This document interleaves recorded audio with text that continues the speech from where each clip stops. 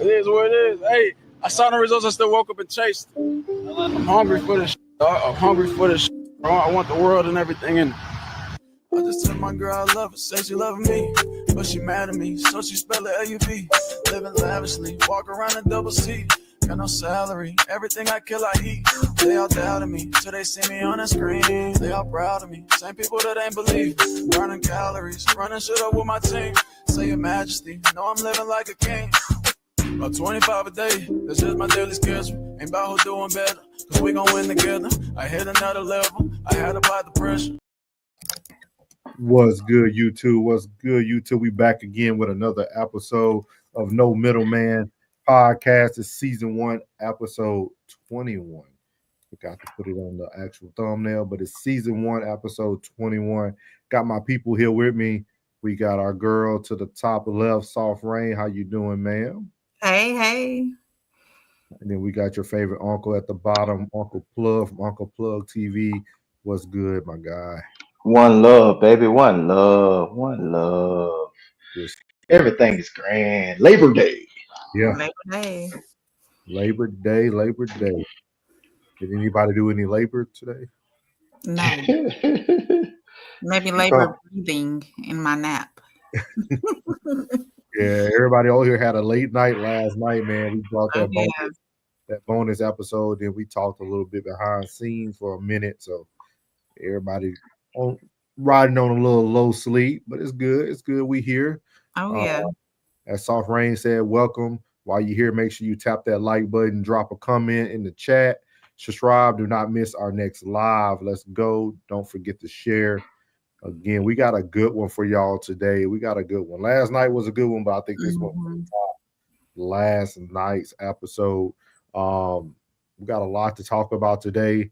As you guys can see from the thumbnail, the main topic of tonight's conversation is going to be Ray Lewis and Shannon Sharpe. Ravens of a feather flock together. You know what I mean? Ravens of a feather flock together. We got a Ravens fan on here too. Yeah. A Ravens fan. So we're going to go into that. We actually got to do a lot of back and forth earlier. You guys make sure you catch that replay of Classic Codes. We actually talked about it up there a little bit. A lot of different opinions, man. So I'm ready to hear what my team got to talk about tonight. But as usual, we do it for people like Oz. I don't know if Oz is in the chat yet. But we got an icebreaker. I don't know if you guys been paying attention to the trans shooter in Minneapolis. So we're going to play a little bit about this. This actually happened last week. So we're going to talk about, we're going to let the news channel and Stage Seal kind of talk about it and then go from there, hear y'all thoughts. We ain't going to stay on it too long. Okay. Because we know how this stuff runs the world. But this is the icebreaker for tonight. The trans shooter rampage out in good old Ram shooter rampage. That's crazy. So here we go. Goes to the Sage Steele show, Sage Steele. It's hard to process this. We've seen it now a couple times for a couple years straight. When do you think society is going to wake up and say enough is enough? You would think it would have been a long time ago. Jesse, I lived in Connecticut during that Sandy Hook shooting. It took place about an hour from my house, and I'll never forget that moment. I think all of us will unfortunately remember that. And if that wasn't the moment to say, okay, we've got to do something, then I don't know what is. Today is another reminder to me that, frankly, it's even bigger than the trans issue in my mind, Jesse. This is about evil. This is about good versus evil. And it's obviously that there's evil in the hearts of these people who are choosing to go in, premeditated, and go in and kill young children, kill people.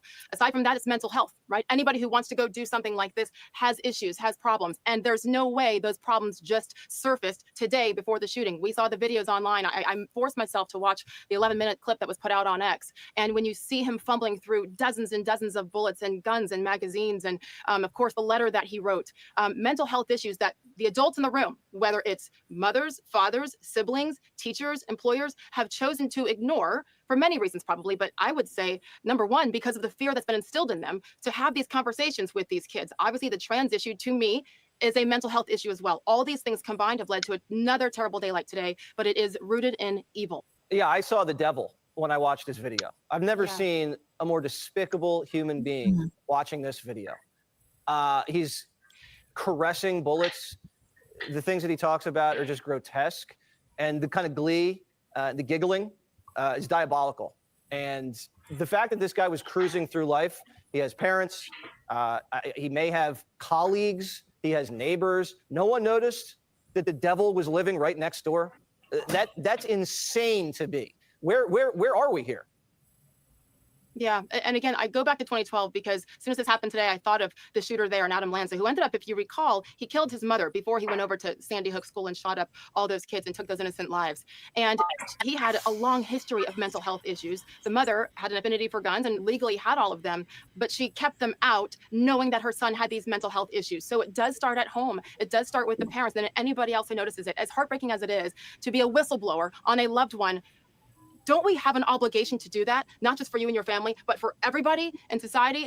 I'm heartbroken over it, as I know all of your viewers are as well. But we have to be accountable. And yes, the hatred that is being spewed by our leaders, by the Tim Waltzes of the world, Governor Waltz there in Minneapolis, who also not only makes it a safe haven for transgender people, that's wonderful, but let's focus on their mental health. Also a city that tried to defund the police. So there's a lot going on up there. It doesn't matter where it happens, though. The evil is there. The darkness is there. The mental health issues are there. I believe, like you, it's not about the guns. It starts here and with adults and friends and everybody choosing to ignore.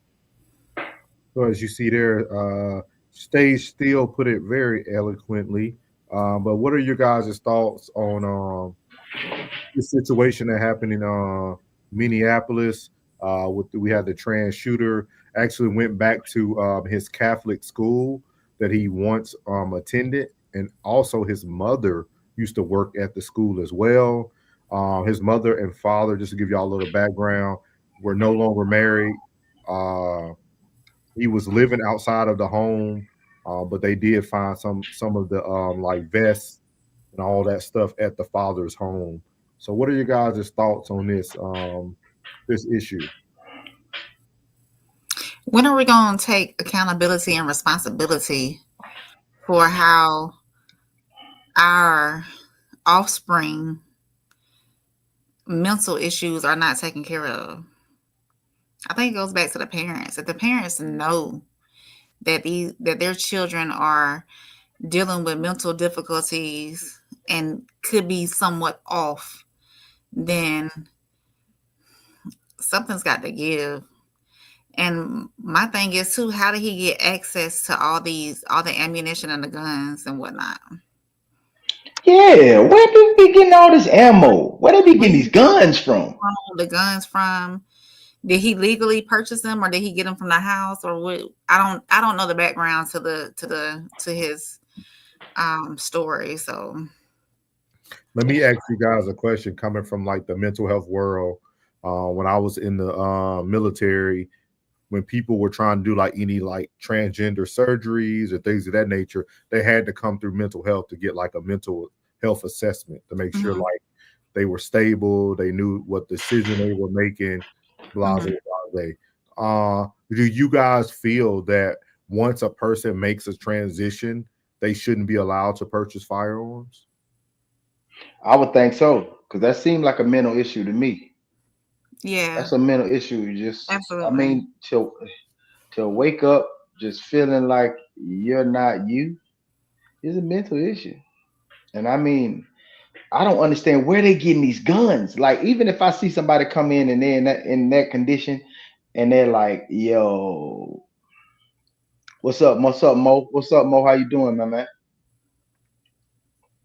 It's Papu Amish friends. What? Oh, okay. What's up? What's up, Papu? How you doing, brother? Welcome to the show, brother. Welcome, man. Long time no see, my brother. And I just wonder.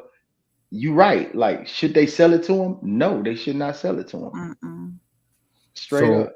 So with your response, how would you feel that they should be able to protect themselves if somebody countered with that question? It should be a whole line of questioning. It should be a whole line of questioning. And then being the stigma of a Catholic school itself, it's a lot of bad stigma that come behind, you know what I mean, that in all, the reputation, and then he wants to be a transgender, just for content purposes only. We just saying like something could have happened there. You know what I mean? And with his mother working there, it could be, we talk about the parents, but she could have known about it, or he said something about it. She didn't believe him. That outrage happens, then firearms get purchased. But they say he was caressing the bullets. Like he's been dying to do this for quite some time. And I wonder,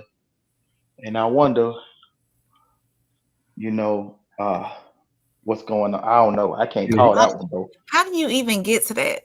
He left a manifesto like that talked about like a lot of like what he wanted to do, like his disbelief with God, and it had a lot of stuff in there that he talked about. So, well, go ahead, April. I'm sorry to interrupt. You being in mental health, how does one get to a mental state where they just don't care? Like he didn't care about any lives that he was affecting, even his own. I just don't. I wouldn't say he doesn't care. A lot of people not going to like what I'm about to say, but I feel like a lot of this is a failure on the mental health professional side of things.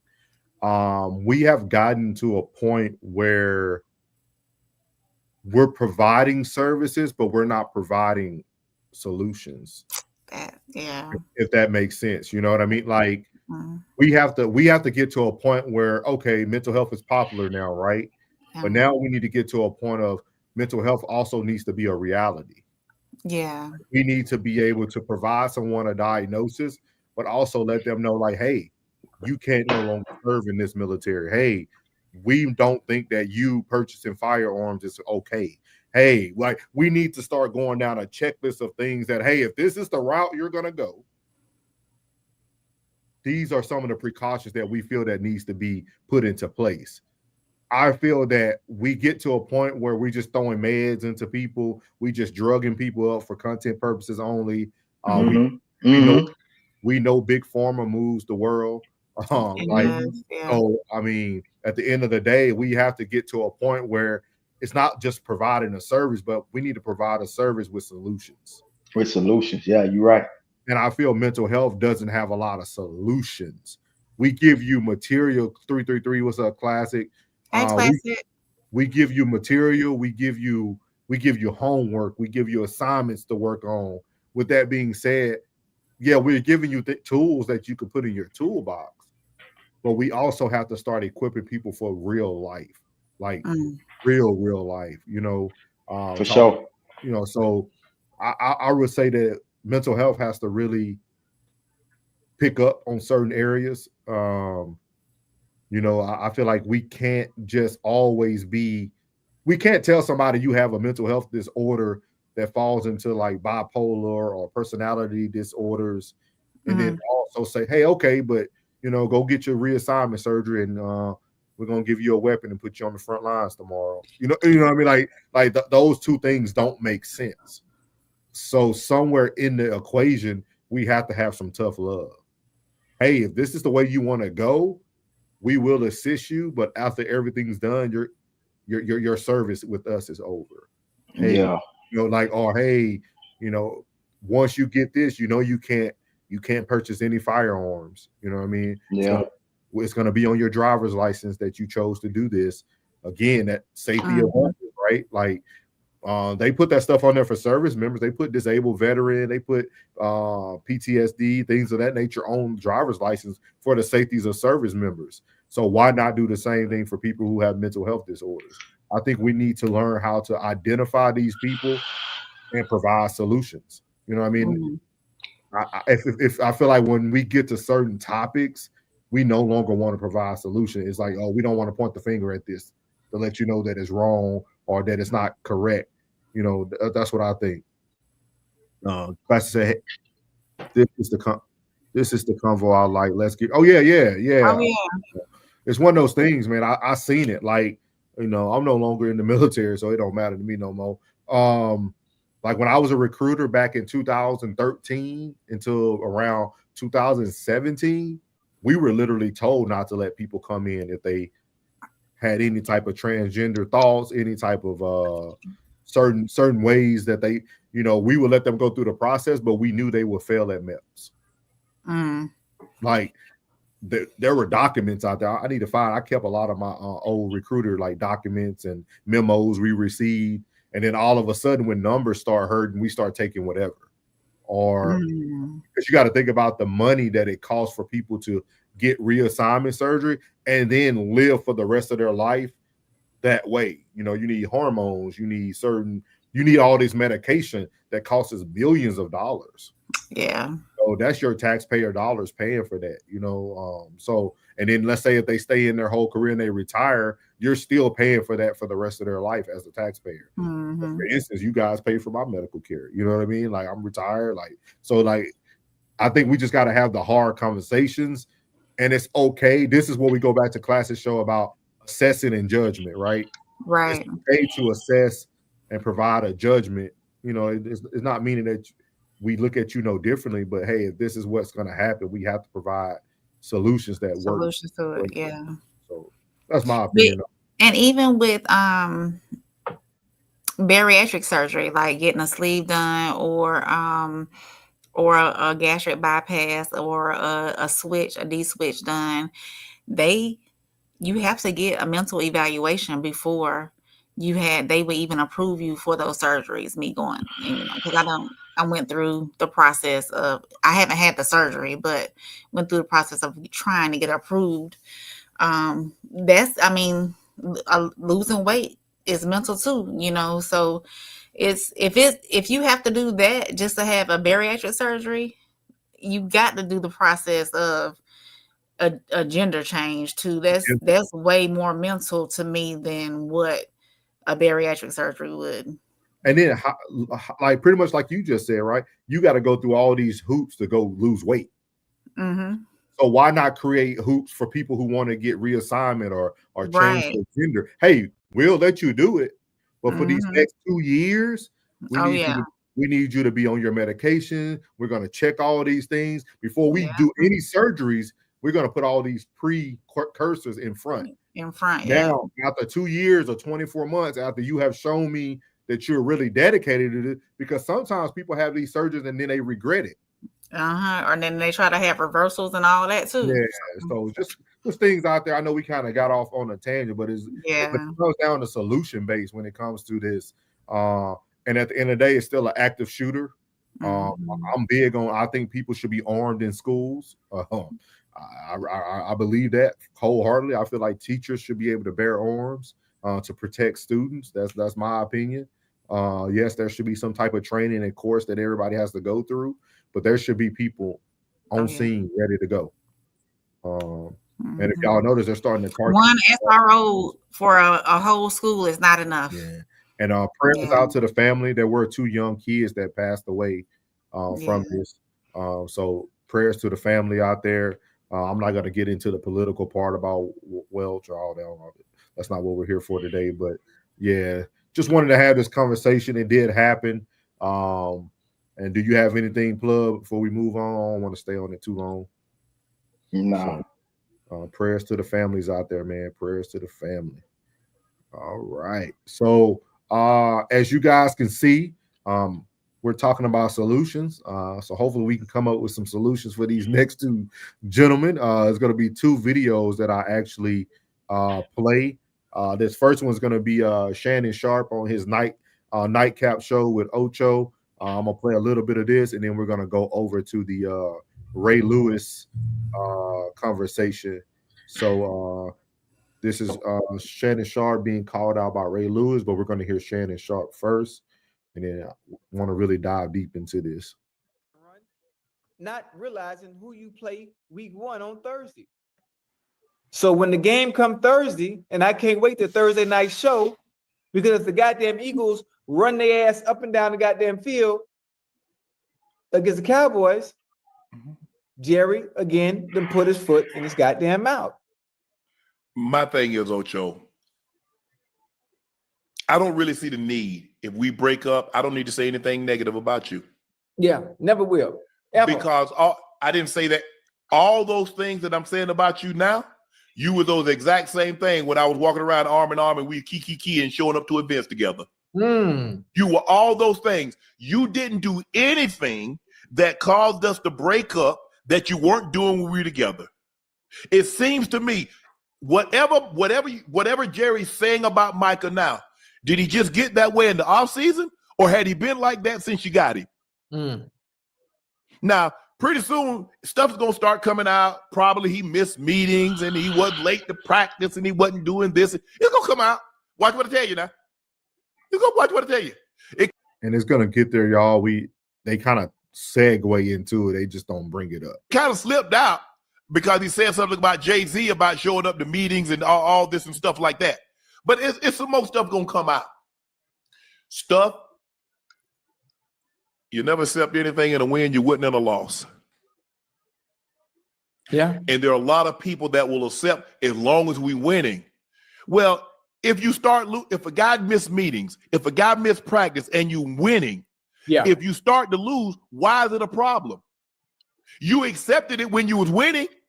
So why is it unacceptable when you're losing? That's why you don't accept things in a win you wouldn't in a loss, because you're setting a bad precedent. You're setting I'm telling you, you let guys guys come in overweight, Ocho, and they're a pound or two, because you know why, Ocho? It's low-hanging fruit. Yeah. You know how I know? Because your boy, you looking at him, he low-hanging fruit. And there are a lot of people taking your shot at your boy. Come on now. Y'all can have it. Y'all got it. Y'all got me.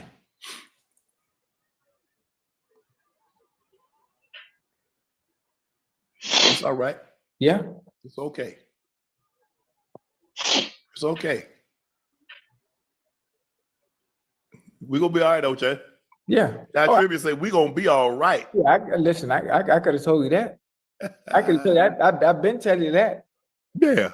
So everybody want to pile on. Everybody jump on now. Hey, we got him down, Ocho. We got him down. The best time to, hey, let me get my lick now.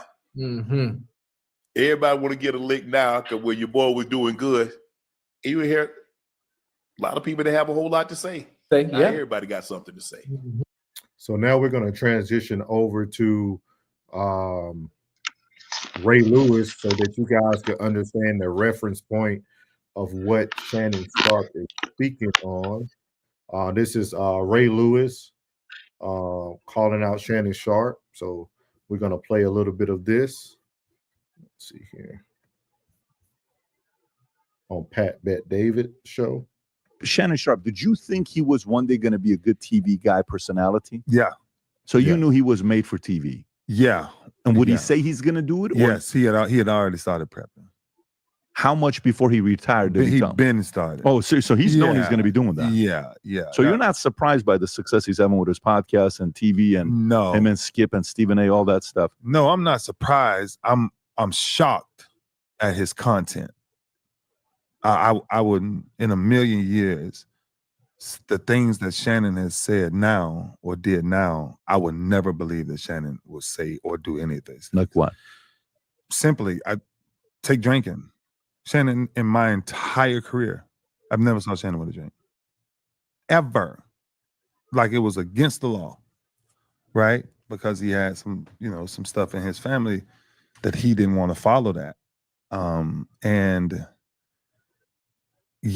then so I kind of started to watch him, and then we kind of went our own separate ways because I'm like, you're going to take that route. All right, so we're going to stop it there first. I want to hear your guys' opinions about what you've seen. Shannon Sharpe started saying that people take jabs at you when you're low-hanging fruit, like himself. We have Ray Lewis speaking on Shannon Sharpe here. And I want to point something out because we debated, I guess we debated about this on Classic Code show, and they were saying that, it was kind of different because they was once friends, things of this nature. If you heard what Ray Lewis said too, he did make mention that they end up parting ways. And that's why I mentioned on Classic Codes that maybe they had this conversation before. Not justifying that he should come out and talk about it publicly, but with that being said, we don't know what was said. So I'm gonna leave my thoughts there until you guys give whoever would like to start. I know Uncle Plug had some things when he was on Classic Codes today. So what are your thoughts about it, Plug?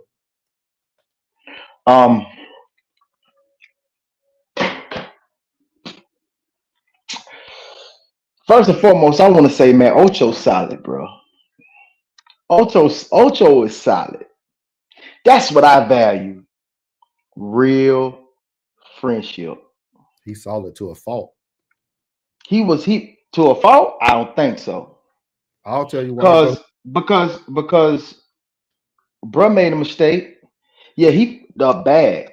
He effed up bad. You did, Shannon. You should have seen it coming. But one thing you do when your boy in the good or the bad, you stand by your partner. You stand by your partner. You stand by your partner. No matter what, man, come hell or high water, man, you ride. That's what friendship is. How you gonna duck and that, oh, I gotta protect my brand.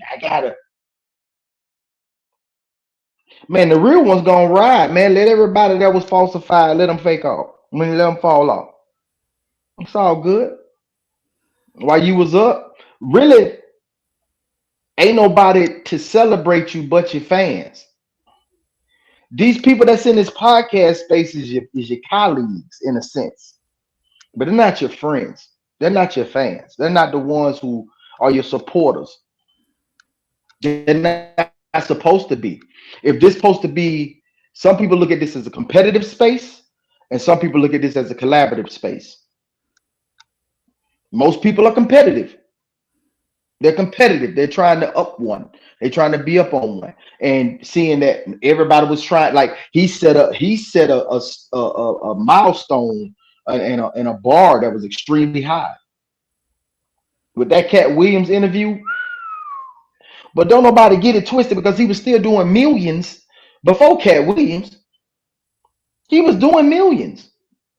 So now that he's down and Ray's taking that shot, I wouldn't say Ray taking the shot. Ray's coming at it from a point of view that I know this guy. And what I'm seeing ain't what it is. I'm pretty sure they didn't have a conversation. I'm pretty sure they didn't ran into each other either at a football game. Because when I was at Raymond James Stadium, I ran into Chad Ochocinco. I ran into Chris Godwin Daddy. I ran into many of football players, many of retired baseball players just in my section. You know what I mean? So I would see that already. So I know they've been congregating together. I know they've been ran into each other. He said, man, I don't know. And Ray, the type of cat, I know he from Polk County. Ray from Polk County. So I'm pretty sure Ray has told him how he felt. Prior to going to this interview, he felt comfortable saying whatever he had to say, because I'm pretty sure him being from Polk County, where I'm at, I'll let you know what's going on and how I feel about what you're doing. And he said what he said. He said what he said. Okay, well, then boom, it is what it is. It's funny that dude interviews Ray. I don't know if I didn't see the whole interview. I don't know if he had an interview, and being that they played on the same team, then he asked him about what's going on with Shannon Sharpe.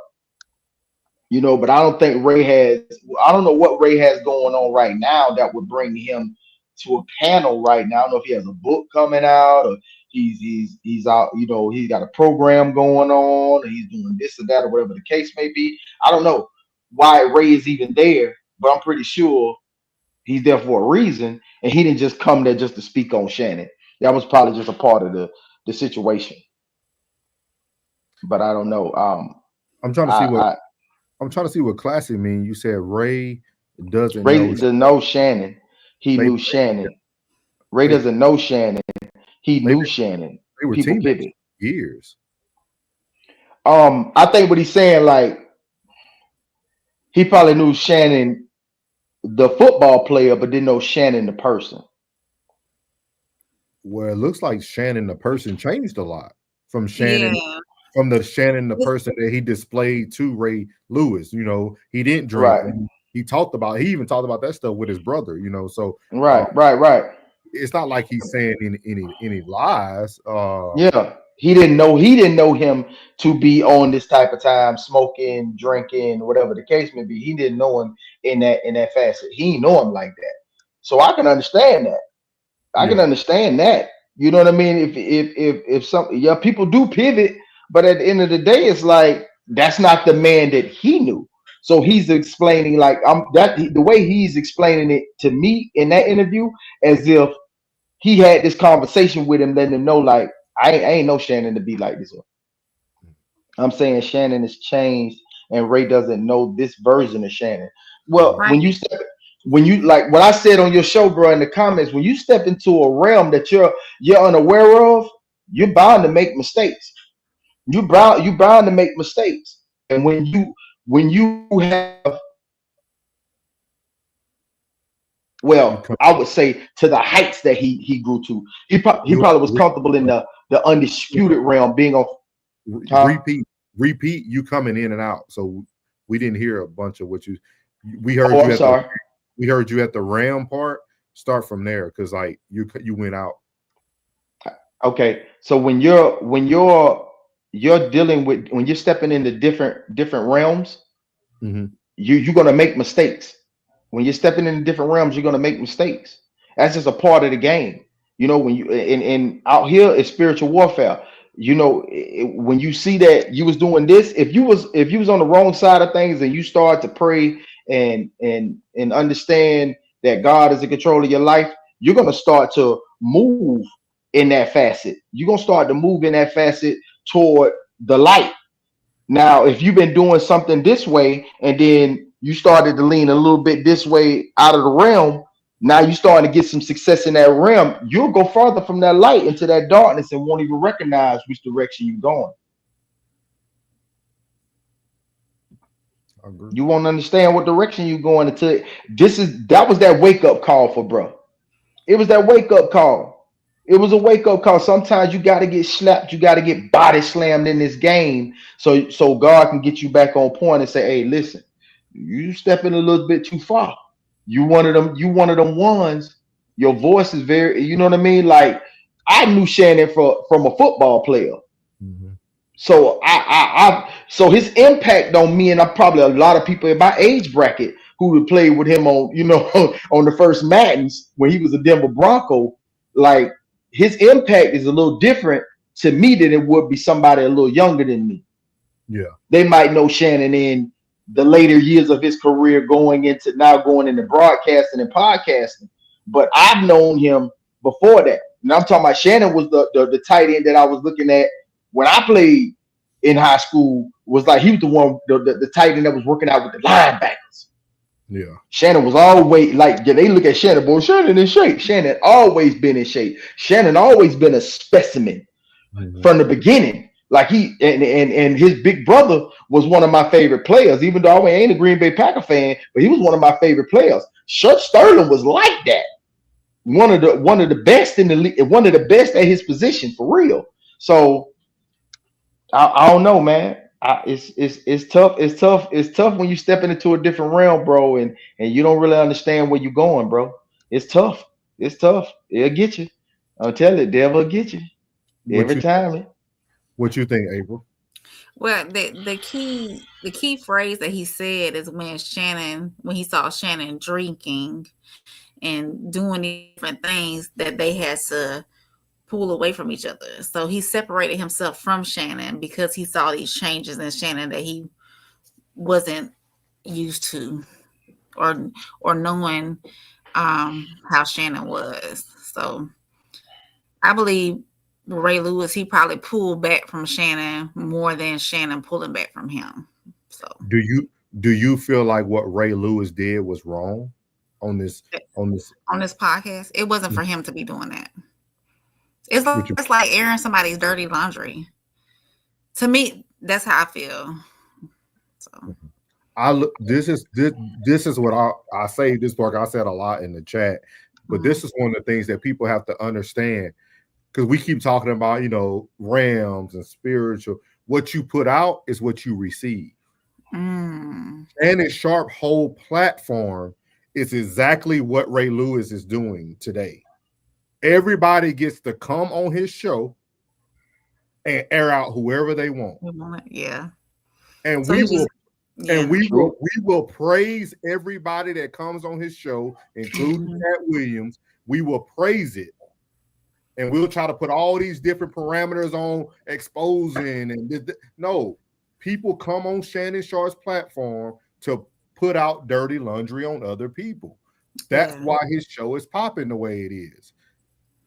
You got someone who went on a podcast, regardless if you look at him as friend or foe, who put your business out there regardless. Yeah. We have to get away from this emotional stuff and how we feel people should stand on. We got to get away from that when we're having his business is public. When we're having a conversation, this is a conversation. His issues is public. Yeah. And then it's like, that's why I was saying that to me, Chad is a good friend at fault, because we forget how Shannon disrespected Chad Ochocinco in front of the world, because Chad chose to not take a Uber and was late for a show, and he chastised a grown man on national TV. But we forget about all that stuff, and then we all want to come to the protection of Shannon Sharpe. We got to hold everybody to the same accountability and the same standard. Shannon Sharpe ripped this grown man. I'm talking about he went in on him for almost an hour. That video went viral of him telling Chad, you got to do things right, man. We're a business now, man. We blowing up, man. You wondering why you ain't got a job on ESPN and stuff yet. Like, you're doing the same. So Chad, yes, he's a great loyal friend, but he's a good friend at fault. And sometimes we never know if people are staying in friendships because they're fully benefiting. Now, let's just say that correction happens behind the scenes. No one ever sees it. Yeah, that's different. I looked at it totally different. You know what I mean? I looked at it totally different. Sometimes some people need to see how another person gets checked so they know how to check. To say like, yeah, we good with this on screen, you know what I'm saying, persona we got going on, this friendship that we got. But at the same time, I get on Chad. Get on Chad because I know Chad can be better than what he is, and I'm gonna stay on Chad. I did it to you last night. Yeah. That chastisement needs to be it needs to be done for real, so people can see it. You know what I mean? Like at the end of the day, we can still go behind the scenes and still be like, damn, bro, you know you hurt my feelings, dog. You know what I'm saying? Yeah, but at the same time, bro, people need to see that because now they done move past. Now people done seen them chastising him, receive it. They done move past it. Now we speaking on it, but it's a dead issue in their house, and Chad been on time. Yeah, Chad been on time, and that's a good thing. People need to see like if you don't never, even as a child coming up in the house, you feel me? And you ain't never seen your parents argue, you never seen them go into an argument, go through an argument, and come out the other side of an argument. So when you a grown man and you going through with your old lady, you don't even know how this transpired. Now you got to go back to the source and find out, man, well, me and such and such going through it, how I get through it, because you ain't never see it. Yeah, you got to see the turmoil, you got to see the chastisement, so you can see how they move past it. So you don't have an issue with what Ray Lewis did? Nah, I ain't got no issue with what Ray Lewis did, because at the end of the day, I'm pretty damn sure that Ray ain't no chump and Shannon ain't no chump. And I'm pretty sure that when they seen each other, I'm pretty sure Ray told him how he felt. And that was in the air. They already knew what was up. He already know what was up. He said, "They taking shots at your boy while you down." I don't think that necessarily is Ray. But I don't think I think he's speaking on. I think he was speaking on nobody specifically. I think he was talking about the world. I think he's talking about the world on his neck. But this is also a moment where Shannon shouldn't be playing victim. Hell no. This goes back. Hell no, you can't. Hey, this goes back to the conversation we had last night about Tyreek Hill, right? Every choice you made, you brought it upon yourself. No one is beating you while you down, Negro. You put yourself in there, and it ain't the judgment. It ain't the judgment. It's when you do that, when you do certain things, everybody judges. It's about the ridicule. Judgment is a metaphor for ridicule. I'm not ridiculing you. I'm judging you on what you've done. Like, bro, you was wrong on that. That's judgment. Me telling you was wrong. I'm telling you wrong. I just judged you on that. But at the same time, I'm not here to ridicule you and make you feel less of a man than what you is. Be like, hey man, I don't like the way you stepped out that truck with that tight ass fit on, bro. I know somebody must have told you were fine, whatever that case may be. But at the same time, bro, you're a representation of successful black men right now. And right now, you out here in La La Land, and you putting on for the wrong culture. You don't need our young men don't need to see you do that, bro. This is my thing, and I follow this. This is why I pay attention to everything. That's my main goal while I'm on this platform and being a content creator is to pay attention to everything, because everything has its place. And people forget when Shannon Sharpe was on top, when somebody called out Shannon Sharpe name, he wanted to fight Mike Epps. Hey, I'm gonna be in Indy for the All-Star game. Meet me here. He wasn't hiding, but the moment you down, you want everybody now to hold their card. Their chest. Like, see, I will protect Shannon if he didn't have all these displays of all this other stuff, all this hyper alpha male type ability when he was up. When he was up, before he lost jobs, after that Cat Williams interview, anybody who wanted smoke, Shannon gave him smoke. You right. But now we want to sit and whine for a grown man. Man, if I was my friend and a grown man, y'all got to get y'all out of this stuff. What you put out, you will receive back. What you put out, you will receive back. Get your emotions out of it. Stop trying to say that if there was a friend, they wouldn't do this and that. No. Shannon was never a friend when he was on top. He had smoke for anybody who wanted it. You could meet Shannon anywhere. When y'all talked about him at the basketball game, he tried to fight old boy daddy. Ja Morant dad. He had smoke for everybody when he was on top. And now y'all coming to the rescue? That's not right. Like, see, I keep up with everything you do. Because you're not gonna run this game on me of, oh, I'm down now and don't talk about me. Nah, bro. Nah, you gotta take the good with the bad, homeboy. You had smoke for the whole world when you was on top. Yeah, you ain't lying. But who he went crawling back to? His brother Sterling. You didn't never talk about your brother Sterling before he got in the Hall of Fame. Y'all got to keep it real, man. Let me read some stuff here. See, I hey, I hear you, big dog. Yeah, that stuff makes me upset when people do that. But hey, you right. I ain't even argue. I can't argue with you. You gotta take that good with the bad. Oh yeah. When you're up, no, class. When you're up, be humble. No, choose wisely, act accordingly. Hey, Classic said, I got friends who have made 180s and I'm still right here. Now, if they change, I can't say the same.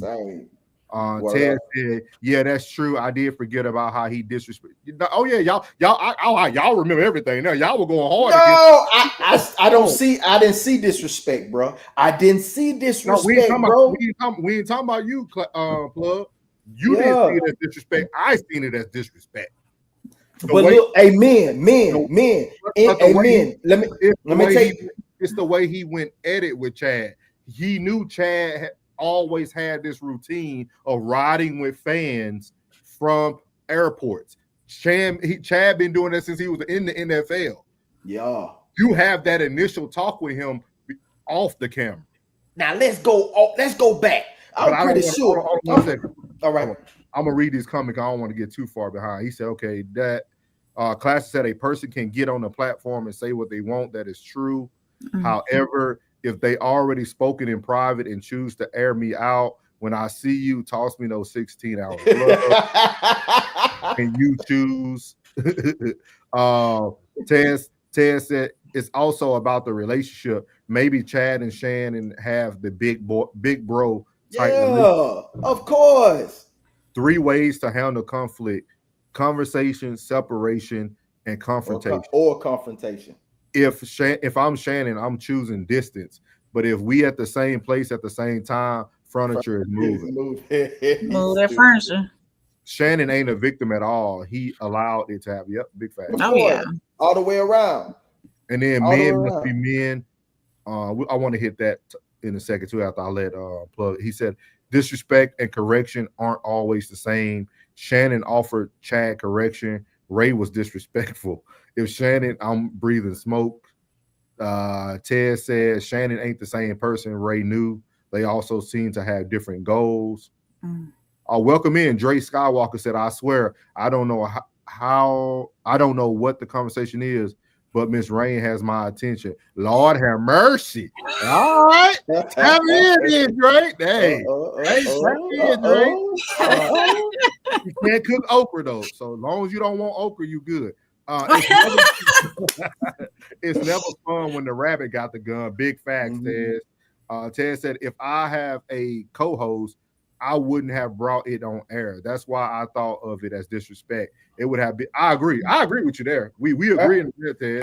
I correction. A man that can't stand for correction, bro, because that made Chad better, bro. Yeah, but it has to. He probably didn't have this. He probably had this conversation before. He'd have probably had this conversation before. You don't get that upset or you don't get like that if you have not had this conversation before. I would disagree. Man, y'all crazy. Man, no. For some content purposes, no, man. I'm checking you, bro. No, but if you think about the conversation, go back and I know you said you watched it a few times. Go back and watch it again. Everything that Shannon said when that conversation was up was about them getting more of the bag. Everything came back to everything came back to the money. And that's what I'm saying. Shannon only had these talks when the money started talking. That's my thing. Shannon only talks when the bag is at stake. Shannon is quiet when the bag is at risk. Why you think he at this, bro? Why you think they in this space, bro? Who in this? Why you think he chose Ocho? He did his research. I think Ocho chose him. I don't think he chose Ocho. Man, listen. I think Ocho. That man was on I Am Athlete. They offered him the pivot. He did not go for the pivot because that wasn't the space he was trying to be in. That space that he's in now, I'm telling you, Shannon did his research. The numbers, I used to watch I Am Athlete. When Chad was on there, it was a whole different show, whole different element. Chad brought a whole cool, chill, just a different vibe to the show when Chad was there, man. Chad don't go off no script. Chad off the dome with heels, and they love him, and the audience love him. I'm pretty sure if it's 500,000, I'm pretty sure that 300 is Chad and the 200 is Shannon. I'm telling you, because folks like Ocho, man. Folks like Chad is lovable. So for them to see that, you know when he did that, people are going to side with Ocho and say, man, you disrespected Ocho. But at the end of the day, correction, a man that cannot stand for correction and counsel is a man running wild. So at the end of the day, telling him you are dangerous. So at the end of the day, man, hey, listen, we done had these conversations. You know why we in this space. I know how you live. I know you're very frugal with your money. At the end of the day, this right here is going to have you to live. So you don't have to live like that no more. This is that you put that extra bag. This is your extra bag to do more up things, like to do more things. You don't have to do that stuff no more. It's time. So you need to be here on time. You're getting to this money that we're getting to is allowing you to not do these damn carpool Uber shares. You need to take your private shit and get here on time. And that I'm pretty sure that discussion was prior to them even starting the show. And they didn't have this discussion. And Shannon he's told the world, I am a workaholic. I am a perfectionist. I like for things to go properly. That's what he said. And Chad knows this. So he didn't have this. I know he'd had that discussion with Chad before. I know everybody views it as disrespect, but that correction is definitely necessary. Definitely necessary. Ted said it didn't need to be on a show, though, in my opinion. Dre said, hey, he can cook the okra. He liked that. All right, you ain't got to do nothing. Tez down said, if I do it publicly, it invites everyone else to step. It really isn't everyone else's business. Yeah, it makes some money for sure, but at what cost will you sell for? Yeah. I think Shannon is getting what he put out. And until he learns that he's receiving what he puts out, it will continue to happen. What goes around come right back on around. Yeah. Like I just don't see how everybody took it so personal. Like Ray just told his side. Yeah. How long do Ray got to be silent? Because I think somebody put in the comments, Kat said everything because it was like therapy for him. What if that was therapy for Ray Lewis? We got to give everybody the same grace and same opportunity. We can't just pick and choose for what's right and what's wrong. Like I done seen Shannon go off the handle a lot when that paper was right. Now that you're trying to straighten up and do better to secure another bag, you know, I mean, it's the same guy who had an accidental sex tape and then the same night was promoting a sex pill as part of his apology. He said I don't think people are extremely fickle, Classic. I think we don't want to live in reality. You gotta live in reality. We put labels on people because people don't act the way we want them to act. That's weird to me. I would never put a label on someone just because you don't act the way I want you to act. I'm either gonna deal with you or I'm not gonna deal with you. I'm not gonna put a label on you. You know what I mean? Like he said 2% milk expiration on most relationships of all kinds. I don't know, man. Like I think it's all about how people look and view at things. You know what I mean? And I think this is a lesson for a lot of men, right? Let's say if me and Plug had a discussion, maybe now me and Plug know, hey, at the end of the discussion, we need to say, hey, bro, this stays in this room. This don't go nowhere. This is a lesson. Yeah. Maybe we got to start closing loops correctly when we have conversations. Hey, you know what I mean? Hey, I understand we about to go our separate ways. Hey, I won't speak on this if you don't want me to ever speak on it. Let me know now. Because if somebody I'm sorry. Is it different because it's coming from Ray when they used to be friends? I think people are still looking at Ray they're looking at the criminal Ray. Just like they said, just like everybody saying Shannon has changed, nobody don't want to accept that Ray Lewis has changed. Right. See, we don't accept everybody's situation. We accept some people's situation. Because that's what everybody was bringing up. Man, this is the same Ray Lewis that's what Anton brought up, you know, the allege of all the charges and stuff. People don't want to forget the old Ray 25 years ago, man. But they don't want to forget that, you know what I mean? But then when it comes to Shannon, we need to forget that, hey, he pivoted, he changed.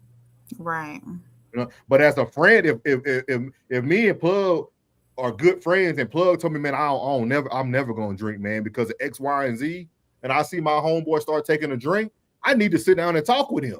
Right. He just told me the situation, why he won't ever do that. Hey, bro, you changing your whole stance now. Yeah. Mm-hmm. He wasn't just switching from like loose clothes to tight clothes. You know what I mean? Like for real, this dude had a vice in his life that he didn't want to touch. Yeah. And now your friend saying, hey, bro, you ain't never been that person. Man, you making a cognac too? So you selling the same thing that you said killed something that affected you in your life? That's called selling your soul. Yes, sir. But you know, we don't want to have those talks. We want to just talks. Hey, leaning from the light. Correct. Okay. Hey, Ray got her a party. Stay tuned. We got some other topics. She might need you. She might need you later on in the show. Ted said they aren't looking at Pastor Lewis. They looking at the gangster. Amen. Ted's correct as well. I say it often. If you ever see me light a cigarette, I'm having a conflict. Gotta talk to me in person. Yeah. Class said the playing field is fair for all. How people handle public disrespect is still an individual decision. Shannon isn't perfect, and that's okay. But he owed Ray that fade. He's still. Hey, but you know what? Classic. If that was true, Shannon would have still had that same energy for Ray that he had for Mike Epps. That's how we know that he's code switching. You gotta look at the big picture. He don't want to catch no fade. He wanted to catch a fade with Mike Epps because he thought he was gonna be able to do Mike Epps. But if you know Mike Epps' story, Mike Epps would have gave Shannon that work. So, question. No, he wouldn't have gave him that work. He had goons. Yeah. I read his book. Mike Epps would have. Trust me, he would have been all right in Indy. So was what Shannon said in the clip you played in response to what? Okay, I was just making sure because He had already seen it because the interview came out before they went on.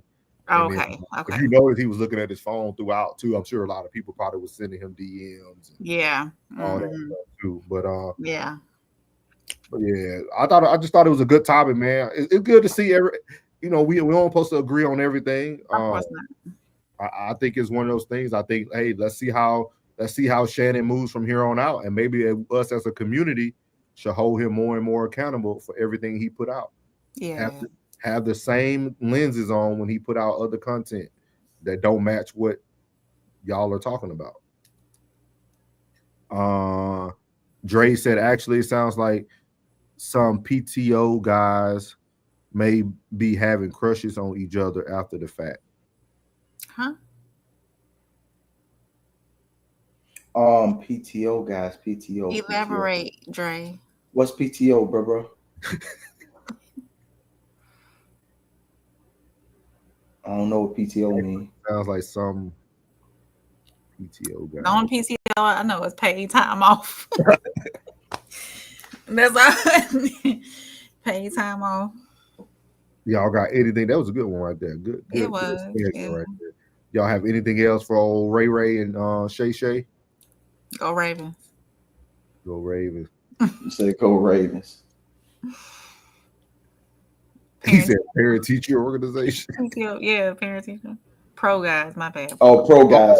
Okay. Guys maybe having crushes on each other after the fact. Oh. Okay. For content purposes only. Allegedly. So next, man, I'm ready to really hear. I want to hear Plug on this one. I can't say too much about this because I don't speak on things I don't live or haven't experienced. So I'll say a little bit, but I'm gonna lead this up to Plug here. This next segment we're going into is Charleston White dressing the snitching. He talks about Young Thug, and he also talks about Steven Jackson. So we're about to get this queued up for y'all real quick, and we're gonna get it started. He still get his C's. He still get his G's hit. Why y'all let these sell too? That's why he attacked me in the barbershop. But you got the black community clapping. But they're saying I'm wrong for snitching. So when Woody come home, they clap for Woody. Oh, Woody's so loving, but they kill a bunch of people. Just 10 years ago, the FBI said he's the most dangerous man in Atlanta. And they clapping for him. Mm-hmm. But I'm the bad guy for wanting to tell on these kind of guys. Yeah. So now Young Thug done come out snitching. Young Thug got a video in the interrogation room for 2 hours having dialogue with the police about crime and criminals, but he don't want to work with Donna. Come on, homie, look at the hypocrisy. So God made me the sacrificial lamb. That's why I have this off, because I have been attacking evil. They've been saying I've been evil, but that's why God won't let nothing happen to me, because though I walk through the valley of the shadow of death, I shall fear no evil. I've been speaking against evil. So who gonna hurt somebody speaking against evil? They preach evil. They go commit crimes and put it on songs. That's how they were able to give them. And they use the songs against them.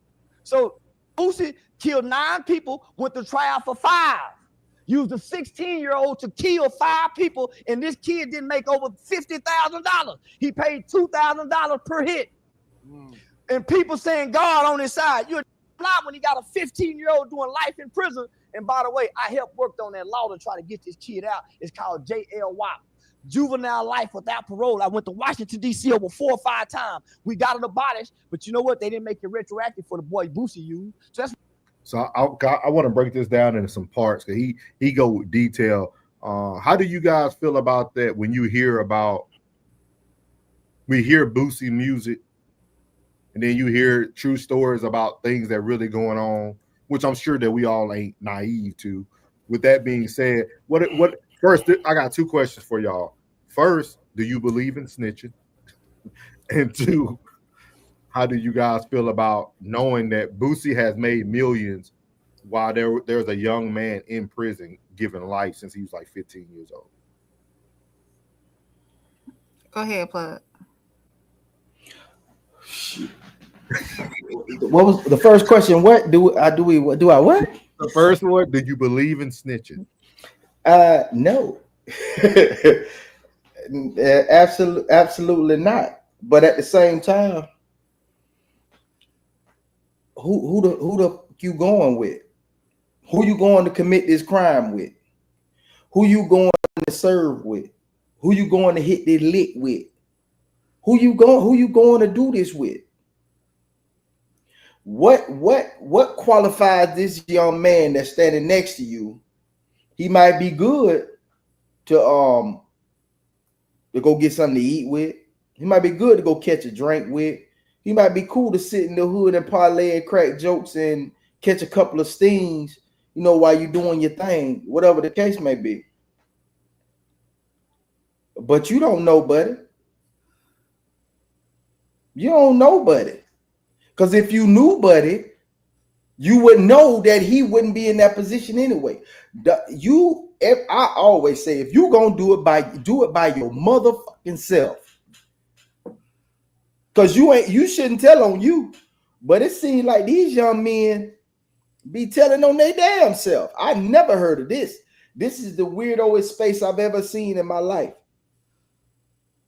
And and stitching is against all.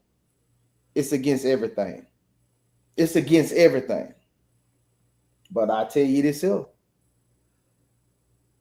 Nobody knows where the nose goes when the doors are closed, boy.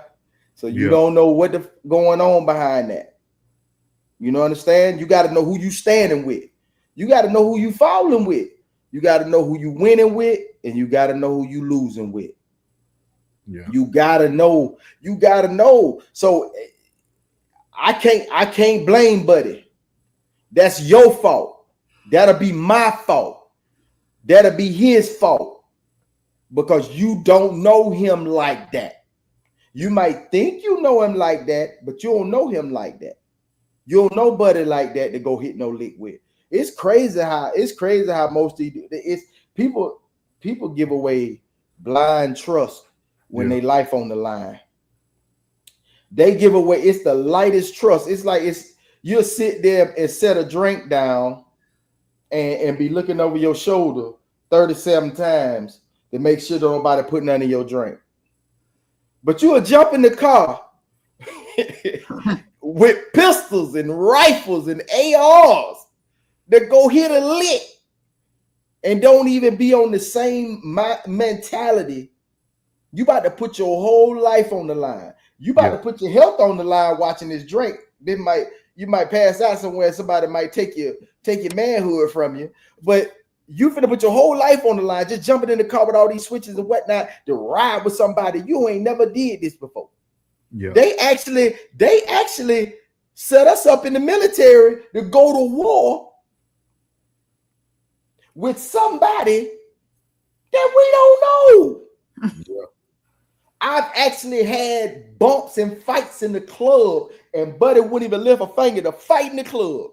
And we in the same unit. If we got to go to war, he got to be my battle buddy. And he won't even fight in the club. Dre said, "Amen, Uncle Plug. Telling is snitching. Snitching is against the code. But who is upkeeping the code? Strange, ain't it?" The code has to be taught. This is the most dangerous thing to everything. It's too much information being given to people who didn't earn it. 14 years old, went to try to get my first ounce. Bruh told me this here. Oh yeah, come back in a little bit, man, and see like if you really want to do this, man. I had to leave. Come back. Oh, so you really want to do this? So let me tell you some things. This is what happened. This is what go down. This is what go down. This is what go down.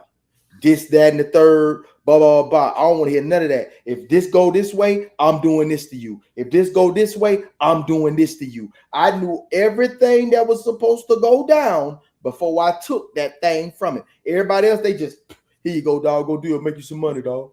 Yeah. Go make you some money, dog. That's because that's what it looks like in the movies now. Yeah, that's what it looked like. But that ain't the game. It's too much information. When mistakes happen when the inexperienced try to do what the experience does.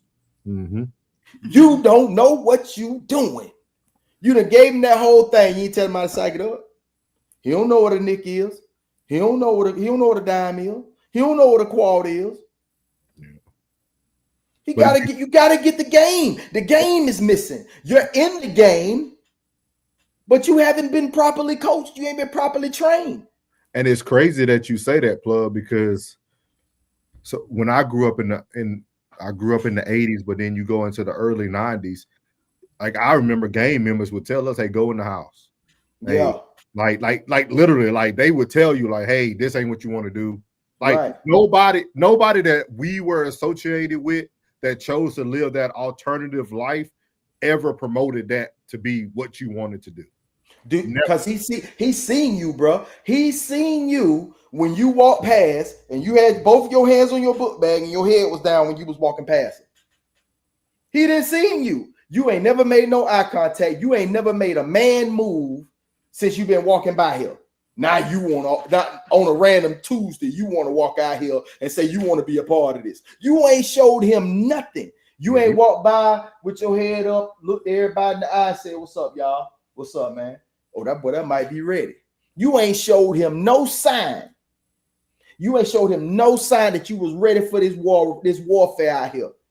You walking by like this right here the whole time. You walking by terrified. You scared of us, so what you gonna do against the dudes you don't even know? You see us 5 times a week coming from school. You don't even know it, and you scared of us. What you gonna do with some dudes that don't know you and don't care? Yeah. Shout out everybody jump in the game. Every time, everybody want to jump in the game. Everybody want to be in the game. Everybody want to talk the game. Nigga talk, yeah, went and got me a brick. You don't even know how many ounces in the brick. Now they done told you how many ounces in the brick. Now how you gonna break it down? All right, so now you done listen to a song. Now you know how to re-rock now. Oh, you done listen to a song. You know how to bust it down now, huh? Oh, you know how to chef it up now. That what you saying? You and your song time? No, I'm gonna chef it up. Chef up what? What you put in it? How much baking soda did you put in it? And these are the same guys that would take it. They would get my mom groceries out the car, bring them into the house, everything. Like a gangster is a gentleman. Every Christmas, it was always like a shootout because like we lived in an apartment complex, but then you got a fence that separated us from what we call a Turkey Park. So you had the Crips on this side in the apartments. You go over the fence, it's all bloods. Like so, like. Every Christmas, we would see this in the hood. Like they're walking out with their bandana. They be like, "Hey, y'all go in the house, man. It's about to get like they already knew." And then it was funny because shout out to my boy Red and Troy. They were brothers, but one was a Crip and one was a Blood. They done shot at the weirdest thing in the world. They done shot at each other. And you ask them why they gang banging. I bet you 75% of them will say, "I don't even know, bro." Yeah, they don't even know. It doesn't make any sense. It doesn't make any sense. If you really knew black leaders of our day, community revolutionary in progress, why y'all beefing? Please make sense of this for me. I never understood that.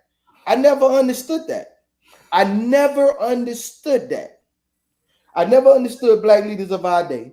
I never understood community revolutionary progress. Why are y'all beefing?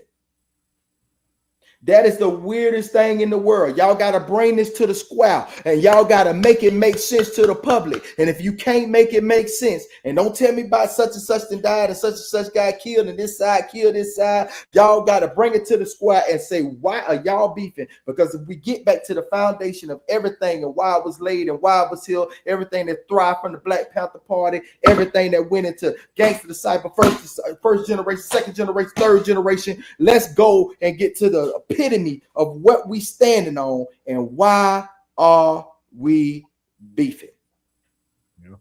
That is the goofiest shit in the world. I need for y'all to make sense of this goofy shit, because if it's all about the neighborhood, then how you gonna have one side of the street and the other side of the street beefing? This is the goofiest shit on the planet. I never understood that. I never understood that. If it was about the community, I never understood that, and I will never understand that.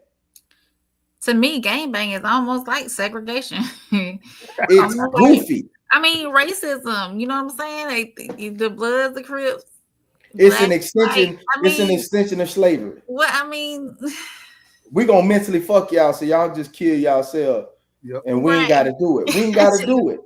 I'm gonna put this big battery in your back, man. I'm gonna put this red and blue battery in your back, man. And then you understand? Then they butt breaking you by jumping you in. Man, hold on. Who gonna say they love you and then beat your head in? Man, come on, man. Let me tell you. So you know how to fight. You gotta for real. You gotta take one in order to be able to give one. I understand that. Even when we went to the club and somebody would just kick something off just off a GP, just so we can see who gonna be there and who ain't. Who gonna be there and who ain't gonna be there.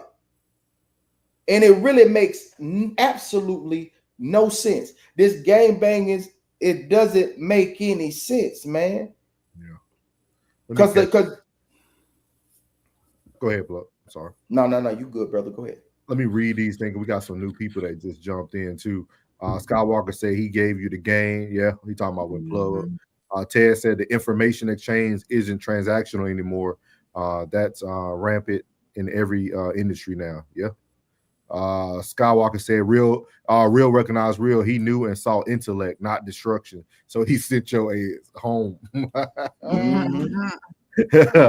They used to say you paid the cost to be the boss.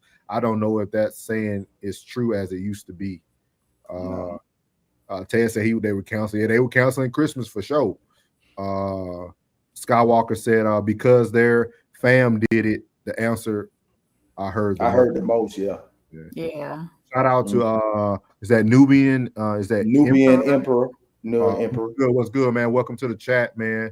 Skywalker says supposed to being about building protection and unity. These cats fight the same house nowadays. That's big facts. Taz, you hit it right on the social engineering. He said, "What? Do what?" Right now we're talking about Charleston White, talking about Young Thug and Steven Jackson and Bootsy and them, the things they did, the snitching and things of that nature. We about to jump back into the video, so you'll be able to catch a little bit more. Skywalker said you got to learn how to lose before you can win. It applies everywhere. That's big fact. Definitely, yeah.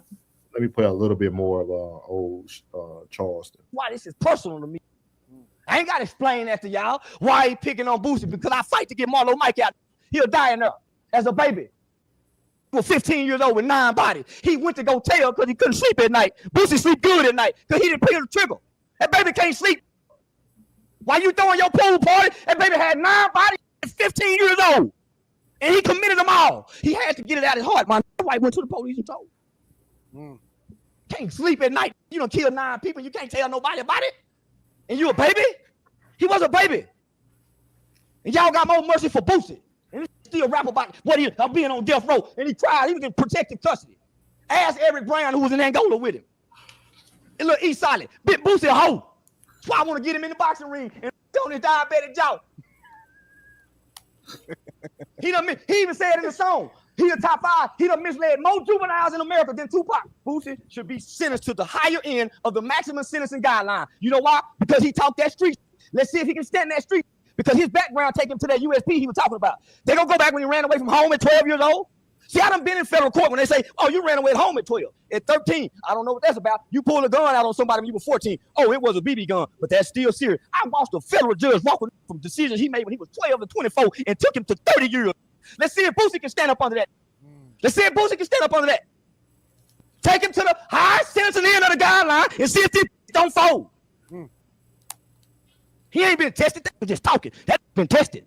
How can you give a man life, 2 life sentences, and he still go down there and make right choices? Most people go down there doing wrong with 2 lives. They give up. How you still have hope? Let's see if Boosie that strong. Strong. The culture changing. They don't make rap songs about like him. They don't make rap like him. Don't rap. They don't get a chance to rap. So maybe the culture is changing now. Maybe they're celebrating the people that's selling now, right? I think I made telling cool. Because telling always been cool. I think so. If you can fight, telling really cool. If you can fight, telling cool. Don't be that can break it out. Or have a reputation like Woody, known for shooting that pistol, and you act like you might still go back to shoot that pistol. You can tell every time you go. Shout out to Gator.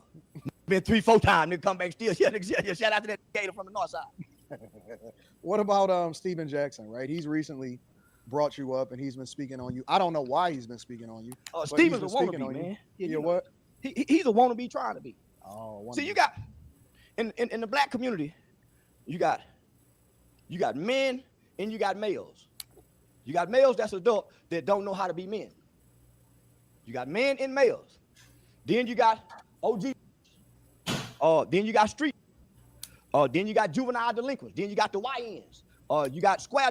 But then there's a group that I like to refer to as has-been. Michael Jordan is a has-been. Tiger Woods, has-been. You know, once was great, has-been. He retired, you put his jersey up. Then you got a used to be. The used to be is the I don't like. He used to be something, and he's still trying to remind you of what he used to be, but he ain't that today. Used to be, talk about when we used to have money. When we used to, but you can't do it today. So shut up. Then you got a wannabe. That's what Steven Jackson was. See, Steven Jackson is what I was when I was a little boy, a wannabe. I grew up in the suburbs. In 3rd grade, I had my own room, my own phone line, and I had a bunk bed, and I had a Nerf tennis ball with the, you know, you can. So yeah, so he's taught. You know, if you pay attention to Charleston White, he kind of talked about this stuff every time he goes on the interview. But he went to talk about Steven Jackson. We all know he grew up in Texas. Like he said, he ain't respected like that, this and that. Why would a ball player want to like pretend to be this gangster and go to Chicago and do all these things? Before we get into that, Dre said, let's see here. He said, is the truth being respected? These are good questions for Plug. He said, is the truth being respected? Is telling the truth ain't hating? And then Skywalker said, is Charlie? Is Charlie dry snitching? Allegedly asking for a friend. Yeah, he said, don't say the S word. He says he niching. The truth is, I'm gonna say a lot of people that grew up in that lifestyle, that grew up around that lifestyle, that grew up, you know, near that lifestyle, that can depict it, you know, and put it on wax. Most of them, when done, and person heard that, like when you see in some of the movies, like when you say you see Snowfall and you see you know, different movies where the kid that was rapping about it because he was right there in the projects and he seen everything going down, and they was like, hold on, bro, don't put this on wax. You telling on what we doing, you telling on what we did. Ones that grew up in that culture and is now grown now and know better. You know, a lot of things what Charleston be talking about when he said that frontal lobe ain't developed yet and you ready to crash out at any time. That's understandable. When you get older, you understand that that's bullshit. Most of it is bullshit. The gang banging is bullshit. You know, the type of lyrics that you listening to, you understand that it's just entertainment. That's all it's supposed to be. Now this culture want everything to be authentic, wants the cats to be authentic, want everything to be real. And bruh, let me tell you something. If these boys did anything that they say they didn't did, they ass to get 1,000 years. You will not hear, they'll drop one album, that shit'll be over with. They gonna go platinum one time and that shit is over with. This is real life. Real life has consequences. And it's cool that you vibe into this, and it's cool that you want Buddy to be authentic. But bro, this is simply entertainment. Yeah. Because if you live by these, man, I'm telling you, 8 Ball and MJG raised me. Pimp C and Bun B raised me. Scarface raised me. Uncle Luke, Trick Daddy raised me. JT Money raised me. You understand me? And boy, Ball said it the best. Niggas dying trying to live out these old rap lyrics. For real. That shit ain't, man. This shit is entertainment, man. This shit is entertainment. They don't realize that it's mostly entertainment. Some of the lyrics probably are true, but and it shouldn't be, but you shouldn't hear it. If it was true, I shouldn't hear that shit. I'd be like, why he said that? I'll be paranoid listening to your favorite rapper. We listen to psycho music. And you got to think about it too. I mean, I know we waited for Charleston to come out with this, but we all knew that Young Thug had to say something. Young Thug was literally 90% of his charges came from his rap lyrics. Mm-hmm. And then all of a sudden, look at the turn of events that happened in the court before he got released. All of a sudden, his lawyer got locked up. It became this like performance. Mm-hmm. And all of a sudden, it went from him being tried to they were messing up everything in court. They needed to change the judge. So like you already knew something was being said. Oh yeah. And I don't know how people couldn't play it. Because like I want to say the week later, one of his friends went down for 15 or 20. Hey man, you gotta protect the idea, man, and you gotta protect the money, man. He said, but it seems something in the 70s, baby. Plug. He said you had to be a 70 baby raised 1980, baby, 1980, bro. 1980, bro. Hey, I grew up on Pimps. And I just can't see me get my feet on the ground. Yeah, I grew up barely touching 16 when he got crazy. Yeah, man. And it's like really, bro. When I think about it, I already knew it was a play being made because it started to become a drama-filled situation. Man, anybody can be bought, bro. But I'm trying to tell you, boy, like, man, 100 bands to get you a lot in this day and age. I'm talking about 100 bands right in the bitch hand. A bitch see that money coming one of them cellophanes. But that'll make it. But hey, them are charges. Do y'all understand? I want y'all to understand.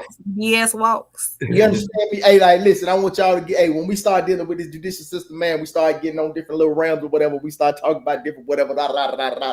Hey, but I just want y'all to understand, man. Them are charges, bro. And when I say charges, they are charges.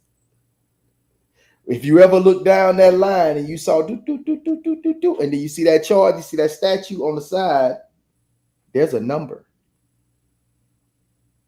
But see, I already knew they set him up sweet. Because I don't care anything over the number of 5 when it comes to probation, you are being set up. Yeah. You best to believe it. I want y'all to all understand this. When you got any probation, and to be for real, anything over 3 years, you are being set up. And I'm going to tell you why. Because in every state, they have this, it's called the Habitual Offender Act. And if you do anything or commit any felony within a 5-year span, your ass going away. They're going to put the time that they was going to give you and a 5 on top of it. So if they're going to give you 10, bitch, you got 15. Boy, I'm trying to tell you, boy, if it's a felony, you can get, it could be 18 months. It could be a year and a day. It could be 366 days. And they'll put 5 on top of that bitch. Because you a habitual offender. You better understand what you're talking about, boy. A lot of you cats out here talking, and you think you may know the dope game, and you think you may know the larceny game, and you think you may know the robbery game, but you better know that judicial game. And boy, I'm trying to tell you, the best punishment they could ever give a nigga is time. Skywalker said, real spill. He said, I was a barber at 14. He telling truths. It's all a disguise design since 1899. Disguise. I'm a barber too, bro. I'm trying to tell you. I know somebody right now who's in there for life because the judge told him, if I see you one more time, you're not going home. I'm trying to tell you. The judge saw him one more time, and he ain't been home. And he asked for that case, just like when we was talking about the other night. Talking about, oh yeah, the officer followed me, this, that, and the third. When he first pulled you over, man, he was a traffic cop, bro. And he hit you for that lick and got you up out of here for three years. Now, when you come home after them 3 years, guess what? Now he a sergeant. He waiting on you. He know you a goofball. He know what time do to you. He didn't went to school. In order for him to get to that next level, he had to go to school. So 9 times out of 10, they take sociology or psychology. So they already know your psyche. They already know where you come from. They know your cousins. They know your aunties. They know your uncle. They know your uncle ain't shit.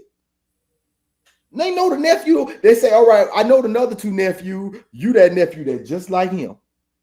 So when you come home, I'll get another scrape off of you. Watch. I'm going to watch you. Watch. I'm going to sit back. I'm going to get his ass. They know when you come home. Just like your people say, oh, yeah, bro be home and he be home in September. He be home in September. Yeah, he be home in September. Yeah, he not. Yeah, I know he going to be home in September. He waiting on your ass. Y'all think the game sweet, boy. Y'all don't even think, man. Y'all don't even think. And the craziest thing that you can do is jump straight out the chain gang or straight out of jail and jump straight in the streets. You's a goofy. And if you are the friend of this friend that's jumping right back in the streets and you don't say nothing to him, you are the worst friend in the world. He said, you sound like the hood PC, just like me. He said, stop it, see? Hook it up, souls. No, but what are your thoughts, April, about this situation before we go into our last topic of the night? Charleston White said, I made snitching cool. That's my final thoughts. Hey. Although it shouldn't be cool, but it is what it is. You said it shouldn't be? Mm-mm. Or you don't believe in snitching? Mm-mm. You will do a bid for one of your homegirls? Oh. Yeah, now stop. Right there. There you go, right there. Enough said. Enough said. Hey, listen. I'm gonna tell you this. I ain't doing no time for nobody. Look, see that? That's an interview. That is an interview right there, bro. What you just did right there, that's an interview. Right there. I ain't going to do nothing with you. Yeah. Because at the end of the day, I gotta be willing to bump for you. Mm-hmm. I gotta be willing to bust my gun for you. I gotta be willing to take one for you. Because I wouldn't put nobody in. I will put nobody in those situations. I'm trying to tell you, if I'm your friend, I am not trying to put you in no line of fire. Period. I ain't trying to put you in no line of fire. I ain't trying to put you in no line of fire. And if it's my charge, I'm taking it. If it's mine, I'm taking it. Intelligent, she ain't no. Hey, great. She almost about to double talk though, because she said she don't believe in snitching, but she ain't gonna take the bid. She ain't gonna take the bid. She snitching. Most of them, man. I'm tell you the truth. Hey, most of them are not going to take the bid. If you know anybody if you know anybody intimately that been behind bars, dog, you're not trying to take nothing. Look, I'm gonna tell you, as a kid. So that's what they want to go back to. Boy, as a kid, they ain't gonna even take their sibling whooping. They ain't gonna even take their sibling whooping. Come on, man. You ain't gonna even take your sibling whooping. You ain't gonna even take your sibling whooping, man. Let me ask y'all this question though. How do y'all think Steven Jackson got to the stature of what he is? Like who allowed this gentleman to the malice in the palace? That gave him some cred. The Malice in the Palace.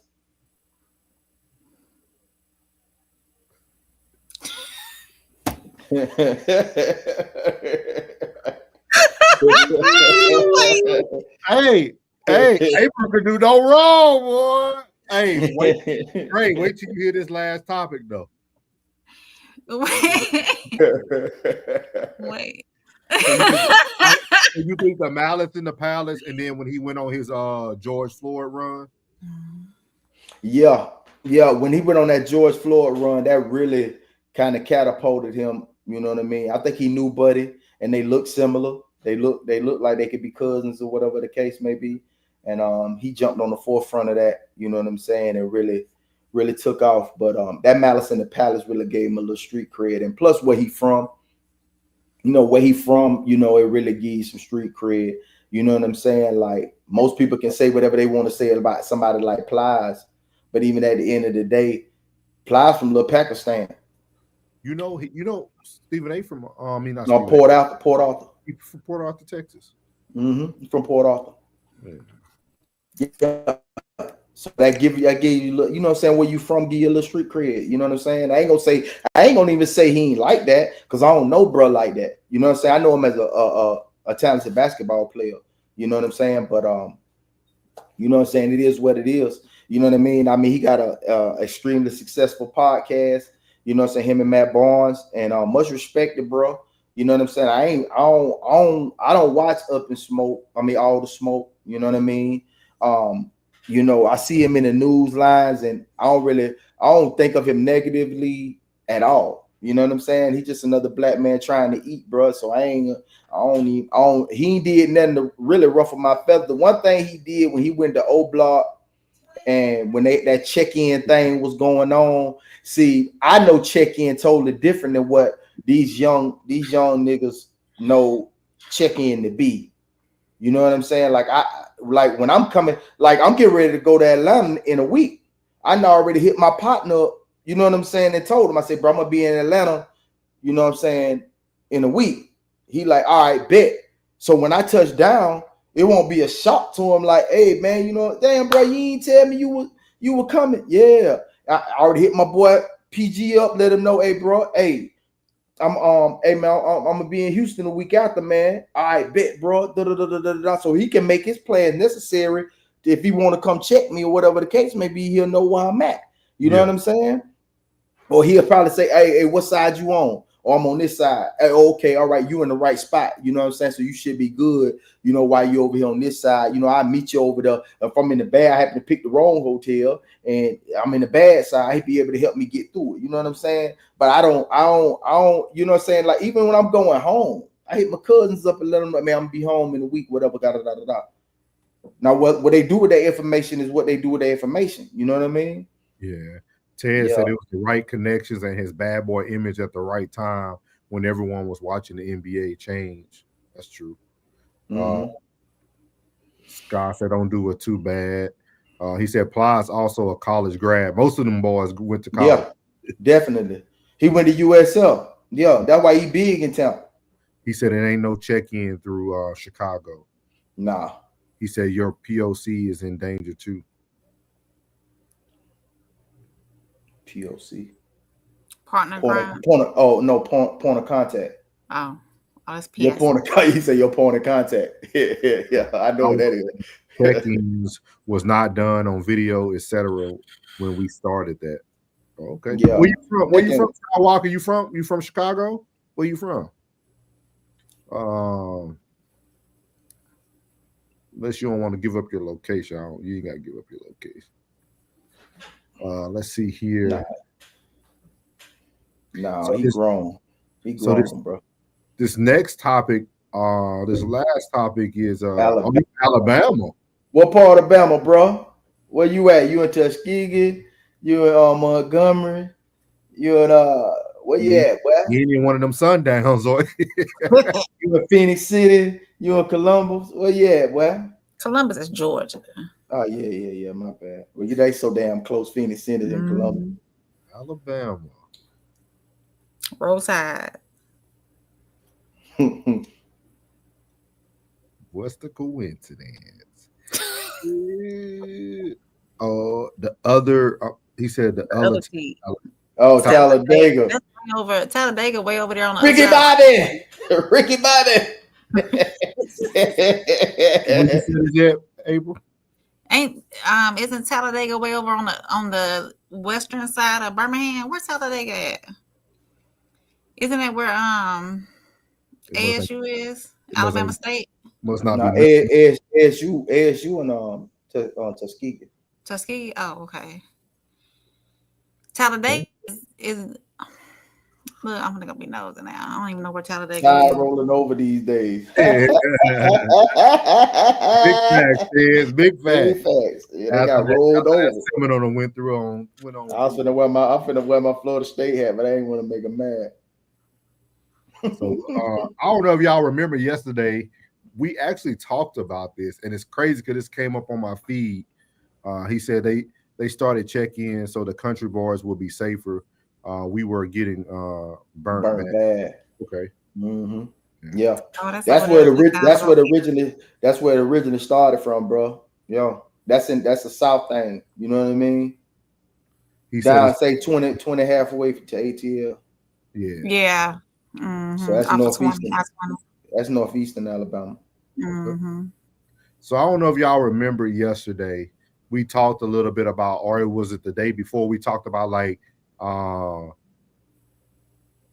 baby daddies being no, it was Classic.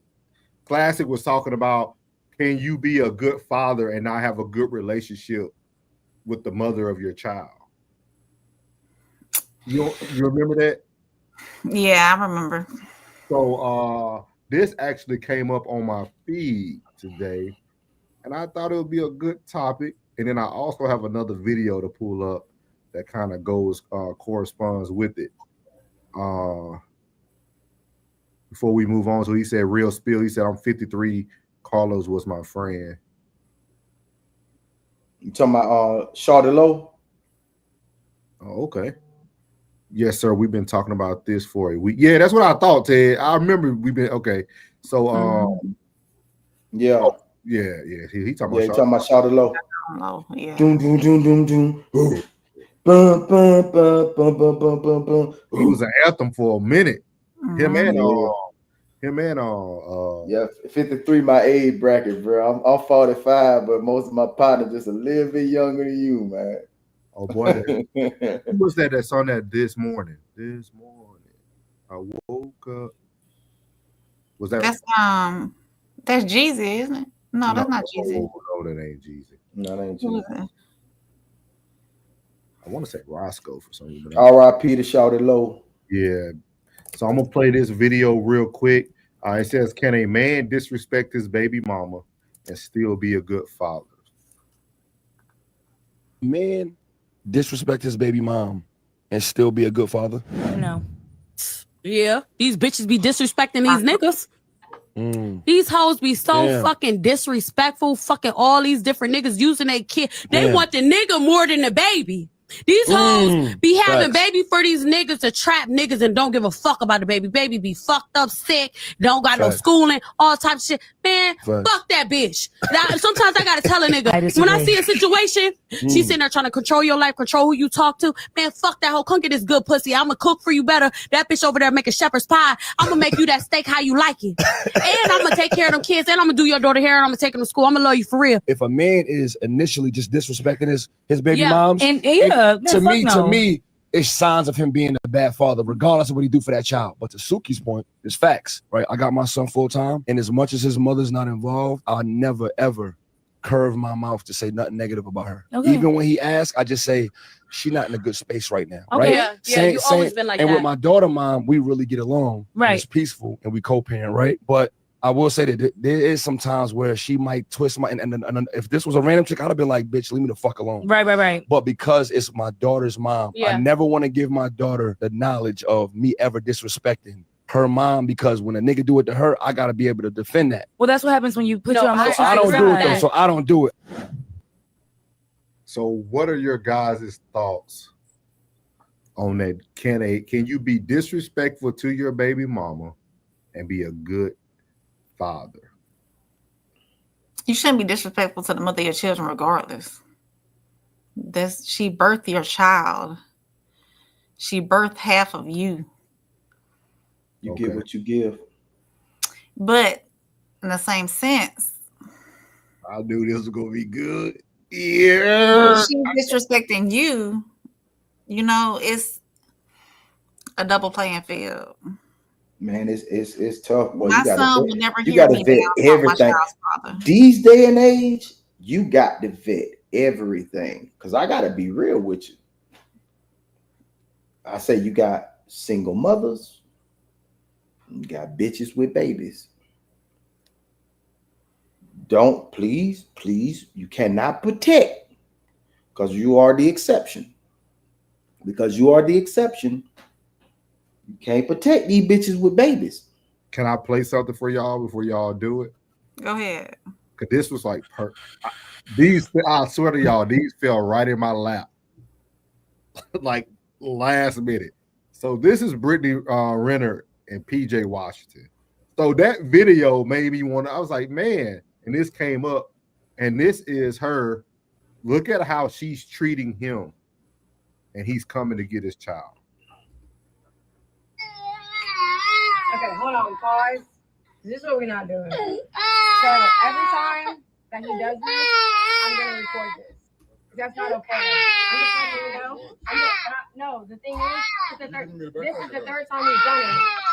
The third time we've done it. He doesn't want to go with you.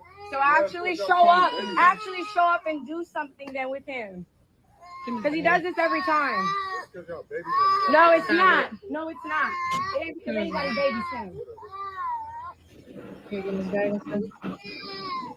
That's terrible. 3 weeks in a row.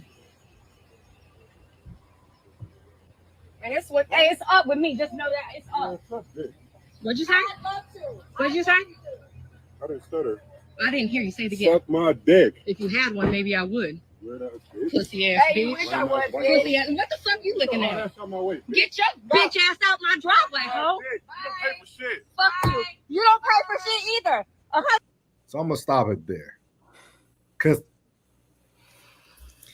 we have to address the elephant in the room, right? Because I don't know if y'all paid attention. PJ was coming to get his son.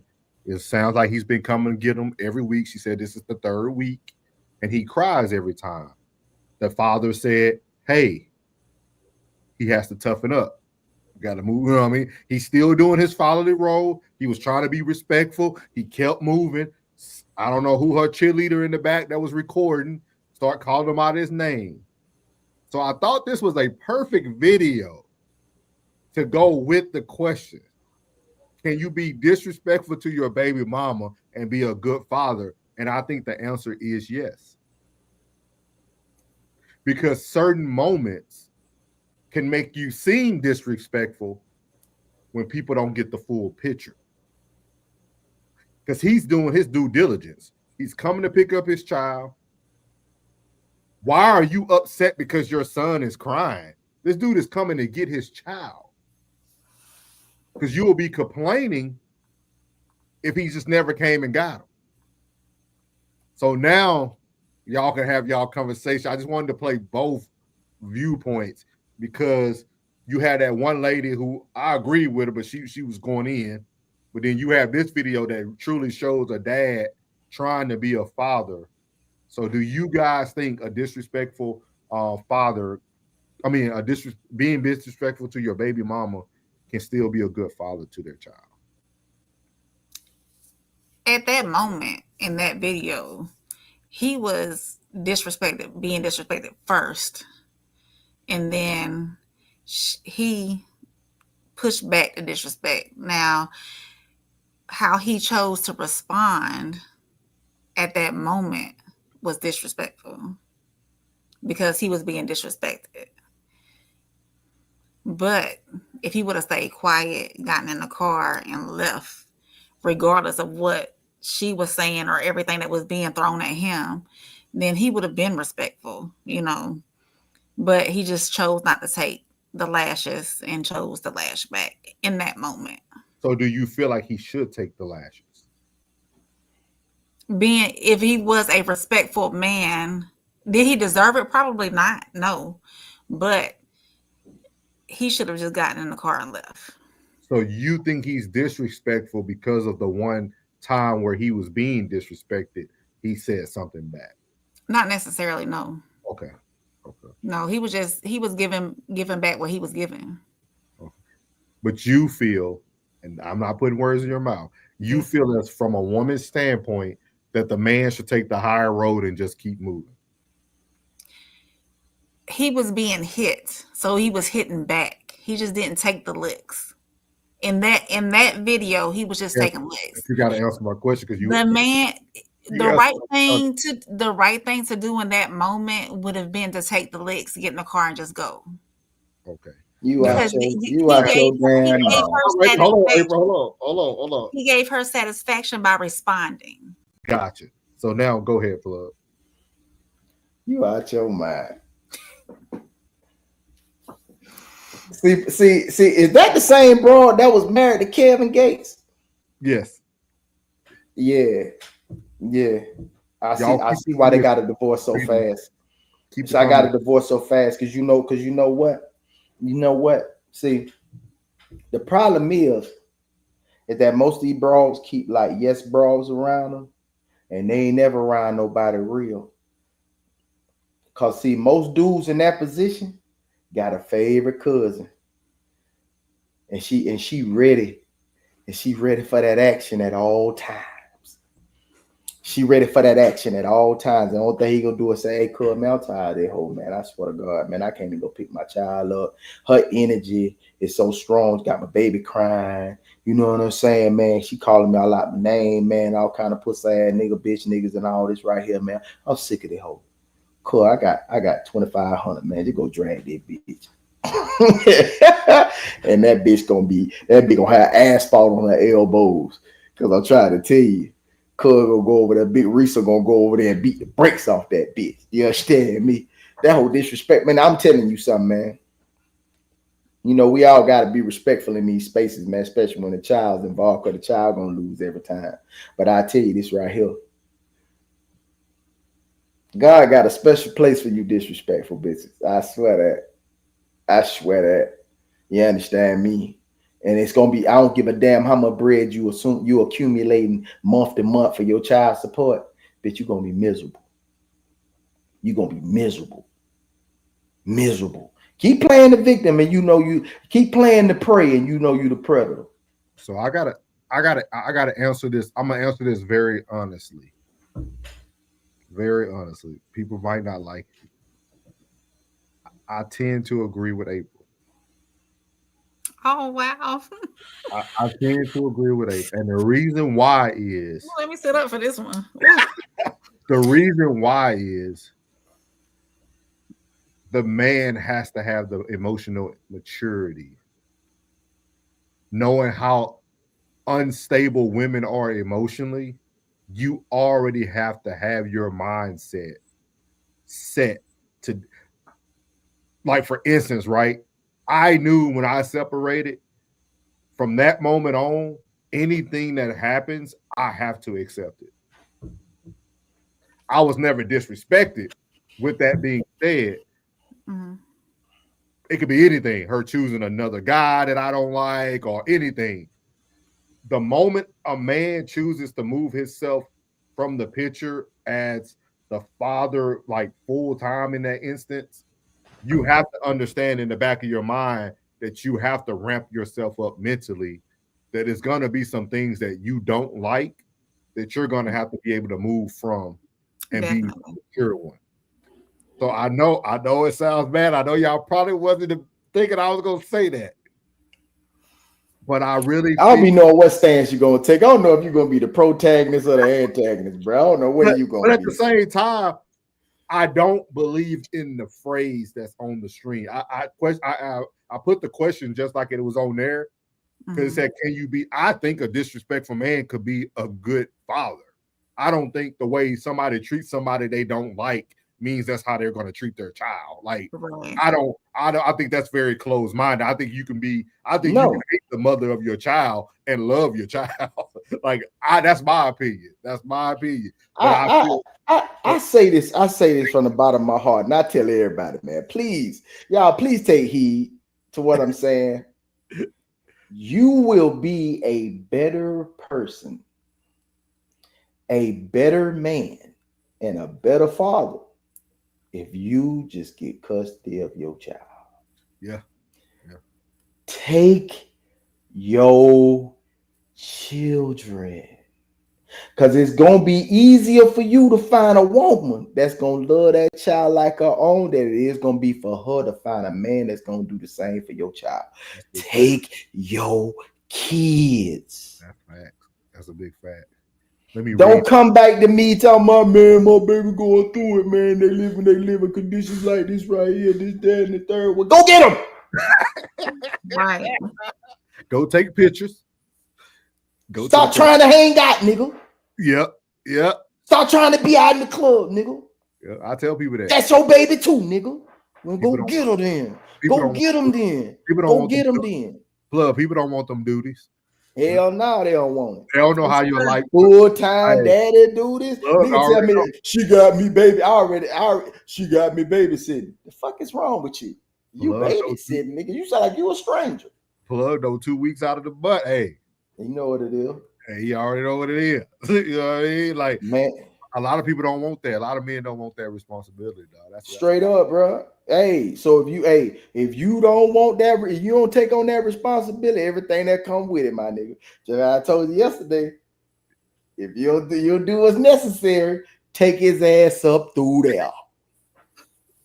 Take his ass up through there. Either way, it's gonna be hard. Yeah. Either way, it's gonna be hard. Cause garnishment's killing niggas faster than hypertension, bitch. Let me read some of these comments. So Ted said, man, I want to use this tomorrow. Use it tomorrow. Double standards episode. But hey, don't worry about what she said. Hey, you got it. You put some good content out. Just talk over her. Classic said, listen, this is a side chick talk on. It's an A+ side chick. Notes. What he said? Listen, that's a A+ side chick. This is an A+ side chick. Talk on. Take notes. Okay. Skywalker said, I did, but you got 3 sides to every story. Honestly, not from the beginning until I fought back. I wasn't a participant, but after years, you get tired. He said, classic, the child loses. Ted said, the kid is there, can't be fighting like that. I definitely agree, Tez. They still got feelings and they know the camera is on. Classic said they play that beautiful poem that the side chick was saying on a second ago. Was that Suki when Suki was talking? Yeah. Ted said laughing my off. The other chick was in the car. Yeah, she was. She feels disrespectful because he doesn't do what she wants him to do. We'll talk about that in just a second to close it out, Ted. That's a good one. Really, I think the child crying is a reaction to his mother's emotions and actions. I agree. Walker. Big facts, man. What happened before this? I want to see when the crying started. Yeah. Did it start when she started getting ready to leave? Yeah. Ain't no regardless. Men who respect themselves need not to tolerate that is. So Classic, you would have said something back. I'll be getting louder like Classic in the back of the room. What you said? I just noticed like I'm yelling at him. I just picked that up. Ted said, wait. Like I literally just yelled at him like he in the back of the room for sure. That's crazy. My bad, Class. I wasn't yelling at you.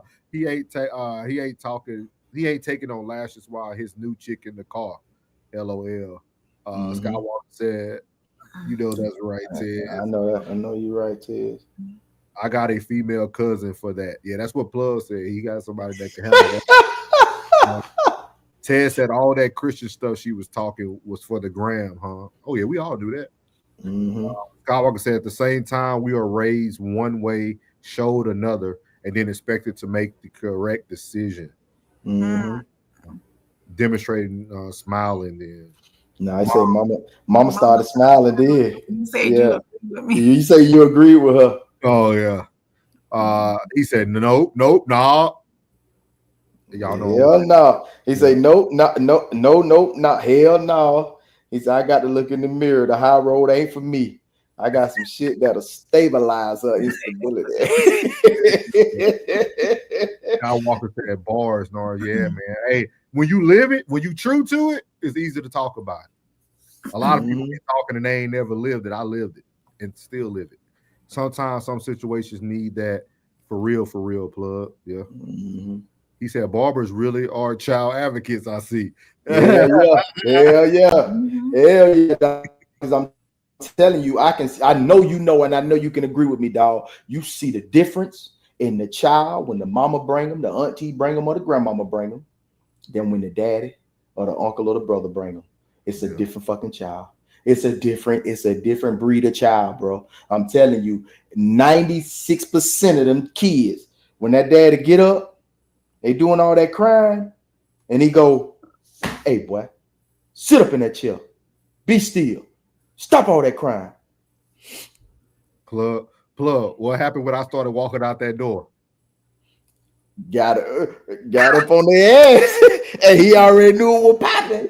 He already knew. Yeah, he do. He know exactly what's going on. Plug said he already knew. Repercussions. I say repercussions. But he was at the door before I got back to the door. door. I'm trying to tell you. I'm talking about got up with the strutting on their head. I'm telling you, bro. I'm telling you, it's a different breed, man. I'm telling you, all the fathers that used to bring their sons, like now, from 10th, 11th, to 12th grade, all my last year in Florida, bro. And Dre, I say this is a success for me. I ain't lose none of my sons, none of my kids, none of my nephews to the streets. Now one of them. All of them either went to the military, or they went to school, or they went to trade. Because that's what me and they daddy was preaching, bro. Every 2 weeks, they'll come in that chair. Hey, boy, so what your decision is? What you gonna do with it? You know what I mean? Hey, what you gonna do? You gonna do this, that, a totally different. Say what he said. He said he wasn't going down in the third in front of the new chick. New chick wouldn't learn disrespect immediately. Skywalker said totally different when mom isn't present. The youngsters man up because they want to be like the men in the atmosphere. You damn skip it, bro. Ted said kids pipe down as soon as dad opened the mouth or even look at them. That's true. For real, because it's discipline. I don't care what nobody say. These young men love discipline, and these baby girls love their daddy. I'm telling you, these baby girls, they love their daddy. Big facts. They love their daddy, and these kids, the young men, don't think you because you being trying to be friends or whatnot. It ain't on that type of time, and they love discipline. And if they don't like it now, they gonna love it later because you setting the foundation for their ass to be strengths and pillars, man. So I kind of want to go back to this when Ted said what happened before this. I want to see when the crying started. Did it start when she started getting him ready to leave? I kind of want to hear from you, April. You a mom, like how do you think these things should be handled? I think that when she said he's done this, or he said he's done this for the last 3 weeks, my thing is it somewhere is not routine, because if it was routine, I don't think he would be crying like he is. Also, young boys, baby boys, they tend to cling to their mother more so than their father. The same way young girls cling to their father more so than their mother. So it just depends on the situation and what routine that they've had for the last, or however old the little boy is. He looks like he may be 2, 3, maybe 3 or 4. So maybe he hasn't been in his life that long, or maybe it's just not routine yet. But once it becomes routine, then the crying should stop. I can honestly say this right here, and I'm gonna be real with you, cause Kevin Gates is real big on family. That man take his kids to every show, and I bet you some she said about that man right there made him say, "I'm finna get away from this bitch." Yeah. I bet you that. I bet you that. Because I'm telling you, men that been on the other side of that, man, they don't go for that shit, bro.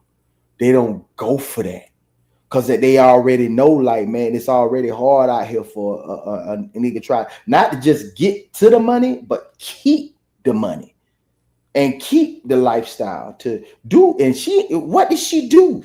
What is she famous for? What is her talent? What is her skill? No matter what that man's schedule is, I don't care what your schedule is, because what he does funds your lifestyle. So what do you do?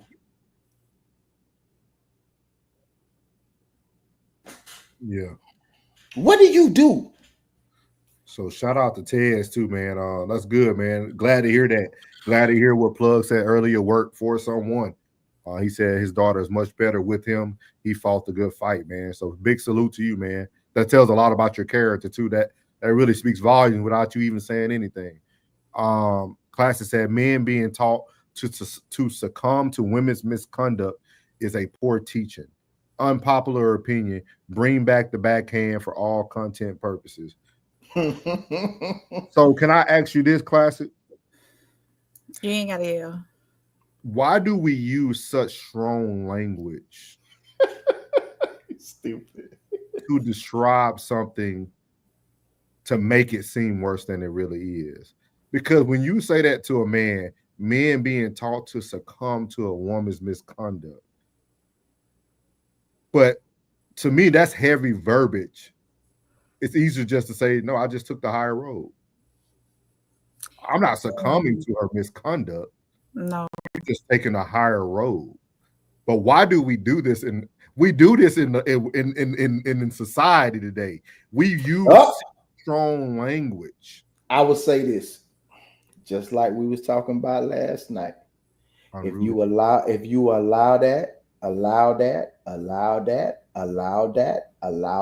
whenever you say something, it got out of control. Say that again. Men, when you allow that, and allow that, and allow that, and allow that, it's going to get out of control. Once you allow it so many times, it's going to get out of control. And I told you, if you don't nip it in the bud, it's going to get out of control. I have to disagree. I hear you, but I got to disagree. Because with that being said, the reason why I say I would disagree is we also have to look at how often. No, because I'm speaking from real life experience. I'm speaking from real life experience because, like, it's the only way to break it down. Because I don't want people to take your opinion and think it goes to everybody. I want to give them a different side of the coin. Not saying that you're wrong. We can agree to disagree. No. With that being said, I was laughing at the comment. I feel at the same time, sometimes men can be so inconsistent that women have a lot of fear of the inconsistency. I noticed that I didn't experience what a lot of men experience because I stayed consistent. Like, that's one thing I could say from my, kind of like what you said about fighting for him, right? Like, I feel like if a man continues to fight and do things the right way, everything will pan out. I don't think you ever have to lower yourself or feel like you succumb to something. No, I'm coming to get my kids this weekend. I don't care how you feel about things. I don't care that you're mad that I didn't buy the shoes you wanted. I don't care that don't matter to me. My goal this weekend is for me to get my children. I don't understand why we can't take away I like to take emotions out of everything. Like, I don't know if it's because of my career field or what, but I try to see things very black and white. Like, I don't have to sit here and care about your feelings so much that it impacts what I'm gonna do for my kids. But bro, I'm gonna tell you something. That statement is borderline sociopath. What? It's hard when you are talking about a topic as delicate as children and family. Yeah, that's a very delicate situation. But what do you mean? And to take emotion completely out of it is almost impossible. I disagree. Well, I'm sorry. I think it's impossible for the woman. I think the man should have the ability to do so. No, see, but a man is founded on loyalty and respect. But you're trying to and him being disrespected. You're saying that the two things that a man is founded, because we're not founded on emotion. We're founded on disrespect. But you can't say he stands on those two things knowing their background. There was never any respect. Like, you see what I mean? When two people can't cohabitate together, there's no longer any respect there, really. We're now reaching for straws that no longer exist. I don't care if you respect me. I'm there for my child. That woman no longer exists. You're literally just a vehicle that gets my child to the meetup destination. You could call yourself an Uber. I'm getting my children and I'm going. I don't know why you would have so much emotions attached to a person that you said you no longer want to be with. Yeah, but that's where I agree with Norris on. That's where he's taking out the emotion, is the connection with the woman, not with. And I think, Plug, you thinking he's taking the emotion out from the kids as well. It's not the kids. It's just the link up with the woman. That emotional connection with the woman is gone. He's there to be with his kids only. Right. Even if you are present with your children, there's going to be a certain level. It's going to be, even though our conversations are always going to be respectful, it's going to be a different level of respect when those children are present. Because I want them to see you as the hero that you are. You know what I'm saying? Like, I'm gonna approach, but I'm saying I'm gonna approach that situation. But the way she's speaking, that disrespect, the disrespect that is going down, that is happening, it's gonna trigger something. Because now not only are you recording this, you're gonna post this for the world to see. Yeah, but you know what Trump's disrespect, Plug? Consistency. It trumps everything. I know what else will trump too. Custody. Yeah, but you also are reaching for a straw that you know less than 20% of men can even obtain. And some people don't even have the financial burden to go and fight that long. I'm not going to give somebody unrealistic goals. I'm gonna give you something that I know is feasible, and what's feasible is you being a consistent father. That child at 6 years old, yeah, he might have some vivid memories of mama wilding out, but that child also seen, man, dad never said anything bad. Dad never raised his voice. Dad was the most consistent. You gotta let the kid sort that out as you get older. The kid will see that. I'm a living example. I'm only giving people true facts. Y'all can sit here and believe this ego stuff that people want to spit and don't. I'm telling you, be consistent. Not saying the other way doesn't work, but I'm telling you, if you're consistent, nothing beats consistency. That's how the greats become great. They're consistent. They work hard every day. We talk about it every day. We put content out every day to be consistent. That's all you're doing. Some people like it, some people don't. Some people might feel it's disrespectful. But I'm consistent every day doing the same thing. You just have to be consistent. I think consistency. I think when you start worrying about the language and the verbiage of respect and loyalty and all, that's your ego. That's your ego is the enemy. Ryan Holiday, read the book. Ego is the enemy. Read the book. All men need to read that book. I hear you, Cub, but that's Look, I think if you live the situation, it would be different for you because you have a heart. You can say whatever you want on the platform. I know you have a heart, especially for kids. Yeah, I love the babies. So I know Plug will end up taking the high road. Bro. You can say whatever you want to say. Let me tell you something. No. Everybody at the shop gonna tell you what it is. They'll tell you. When them kids come in and they being disrespectful to their mama, boy, I do. Boy, listen, let me tell you something, boy. Don't you ever talk to your mama being disrespectful to the parent. At the same time, that's also something that's being seen. These babies are doing something that's being seen, bro. They're doing something that they see. So you answering your question. That's right. why I said you have to be, but it takes her to also, you got to show that respect to that man. But let's say the boy is doing more of the interpretation of the father, though. Now, so you're saying even in this instance, right, of this woman that we speak of being submissive, if she's disrespectful, you're taking the high road. Say that one more time. If this woman is being disrespectful as a woman, not just with kids involved, just woman being a woman, you're taking the high road, correct? What are you? I'm not grasping your question. I'm saying in the same instance. Now the kids are involved in this scenario. Yeah. Now this is your woman. You're taking the high road with your woman as well. Yeah, because my woman wouldn't talk to me like that.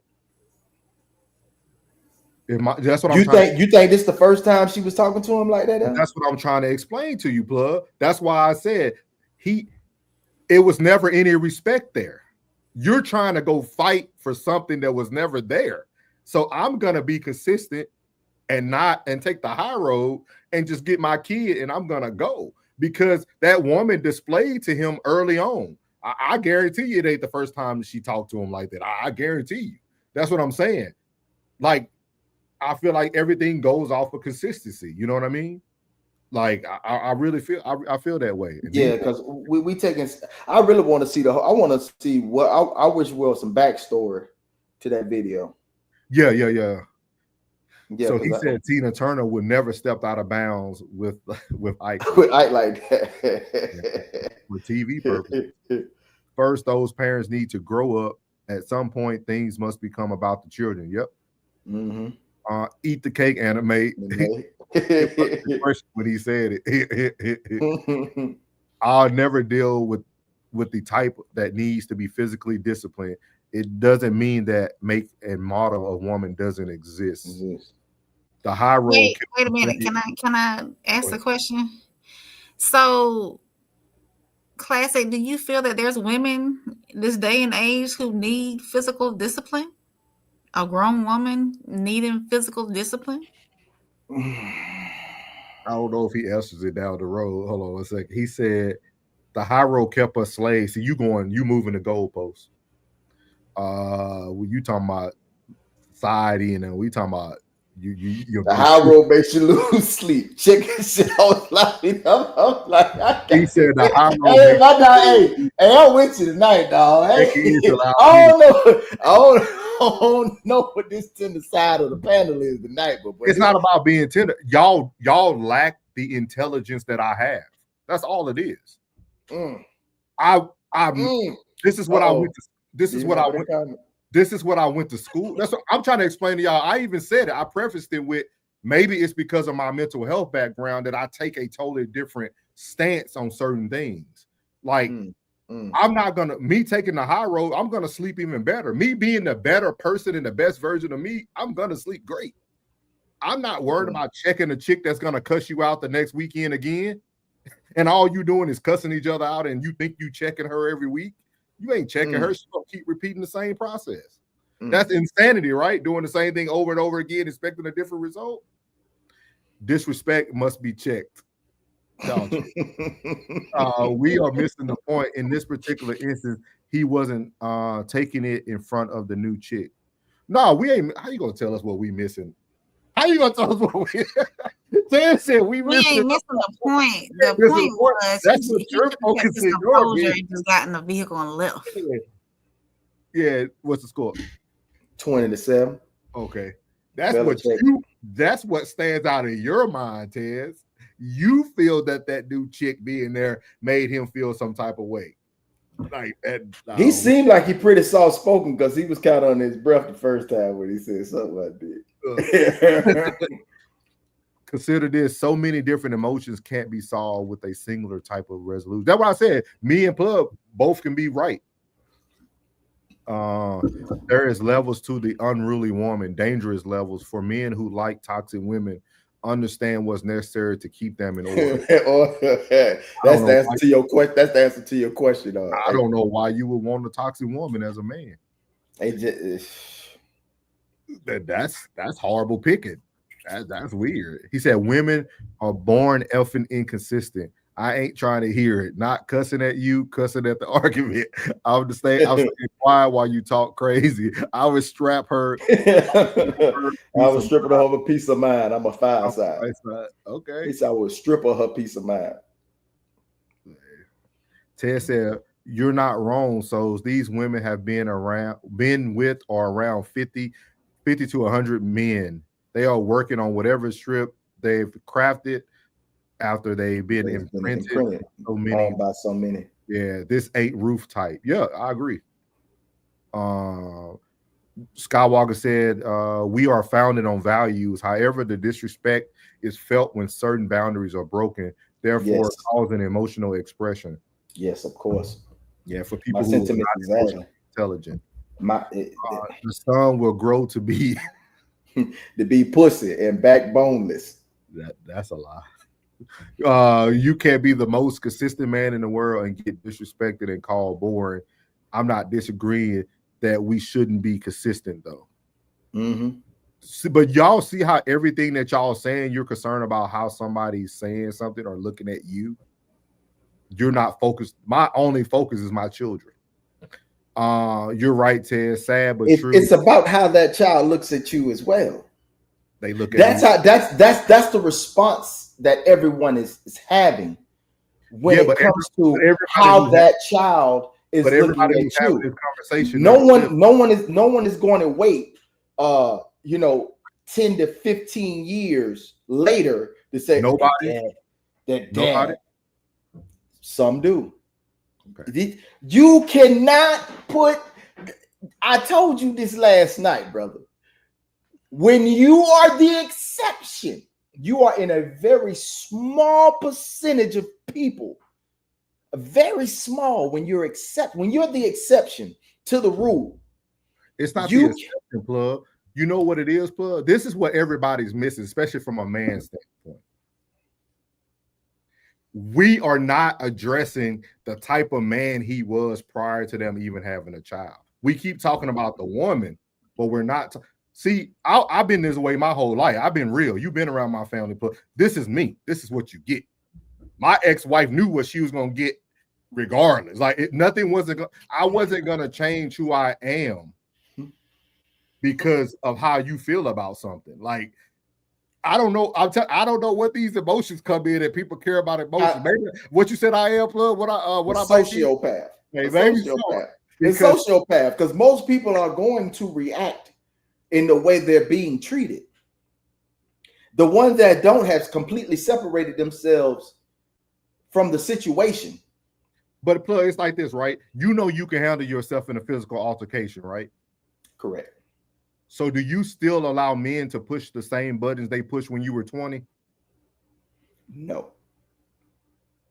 You know why? No, because you know when it comes down to it, if they put their hands on you, we're gonna get that work. It don't matter. I can separate. My thought ain't me. My thought is you. Because if you're willing to go to that extreme, I'm thinking that you are dangerous. So that means if I'm looking at you as if you are dangerous, that means I have to go to the extreme to subdue you. So I mean, I got to go to the extreme to subdue you. So that means I'm thinking that you're dangerous. It's not about what I can do. It's about what I'm going to have to do to you because you're dangerous. I see what you're saying. Yeah. And I know it's going to get me 1,000 years because I'm gonna take you off this plane. I'm gonna send you to where you need to be. You Skywalker. need to. Skywalker said, I don't hear what to say so crazy. Child could be provoked to talk back to her like that. Some people treat their children like enemies in private. I've seen it. That's true. Mm-hmm. That's true. Ted said, heck no, it ain't the first time she talked to him like that, but he made sure the new chick wasn't going to start. He's still on that. I don't think I really agree with the new chick coming to pick up his child either. It would be different if they were married in an established relationship, but a fresh new chick coming with you to pick up your child. They moving different these days. Yeah, they are. That's and that might be why Brittany went off too, because she knew the chick was in the vehicle with him. So, like, dudes will pull up with the whole car full of dudes, car smelling like good green and everything. Well, Classic responded to you, April. He said, that's his wife. He said it's tons of them. What warrants physical? What did I say? Discipline in a grown woman. All content purposes. What warrants that though, Classic? What would, I mean, you cannot let your child think you're weak, especially to the mother. Why do y'all think that taking okay? I understand that y'all, it's no way to have this conversation with y'all. I'm telling you, bro, because you're an exception. He's an exception. I'm telling you. You're an exception. I told you, two men stand on two things: loyalty and respect. Once they are disrespected, this is how they're going to respond in a manner. And most of the time it's going to be verbal, and other times it's going to be physical. It just is what it is. That's reality. That's reality. You're an exception. You know, like I told her, I say, do not try to defend these bitches with babies. You're gonna have when you speak, you have to speak on behalf of the single mothers or the mothers, because most of these women are not like you, and most of the men cannot just in a situation separate emotion from the situation. Because if it is you'd have completely turned everything off and said, "I'm picking up my child." You know what I'm saying? But it's like, first of all, bitch, why is you talking to me like this? They be like, first of all, why are you talking to me like? So if you ain't saying why you talking to me like this, your response is because you're used to her talking to you like this. It's gonna be a response to say, bitch, if you don't shut up, you know what I'm saying? Like, it's gonna be something. Somebody is gonna respond, and it's gonna be. But think about how many ways you could respond to that. Like, I think sometimes too. You said nothing. No response is a response. But I'm going to say, if you do say something, there's ways to be passive, aggressive, and sarcastic. He could have easily said, you know what, it's going to get better. I understand he's crying. It'll get better. He's a boy. He's going to toughen up. He could have definitely did that. And then she would have said, no, you got to be consistent. I hear you, but it'll improve. Have a good day. Like, you don't have to go into this. This too shall pass. This too shall pass. Classic said, if he must deal with you, you're going to respect me. He said, I promise. He said, they still selling ski mask. Shiesty. All for content purposes. We appreciate y'all tonight, man. He's in the NBA. Odds are he's a little corny. And secondly, the woman in the car was his wife. That elevates it past just being a kid. I see. Yeah. Now, that being a wife, that's, I mean. I still don't. We giving people excuses to allow their emotions to override what the goal is at hand. Like, we got to stop this, man. Like, I'm gonna have to have a conversation. We're gonna have to have a day fully on just being able to handle your emotions in situations that some people can't handle their emotions, man. I can't believe that blowout. And we're gonna name it. You might be a sociopath. That's fine. He just know how to separate his emotions from. And I'm gonna tell you this, Tez. I'm gonna tell you this. This could all be avoided too, because I'm not even bringing my wife to this situation. I'm not putting my wife in these situations. If he knew how she was gonna act, because his wife act like she was gonna hop out the car in just a second. I'm not gonna even take my wife to this situation. I'm gonna be the man. I'm gonna be consistent. I'm gonna pick the child up every time.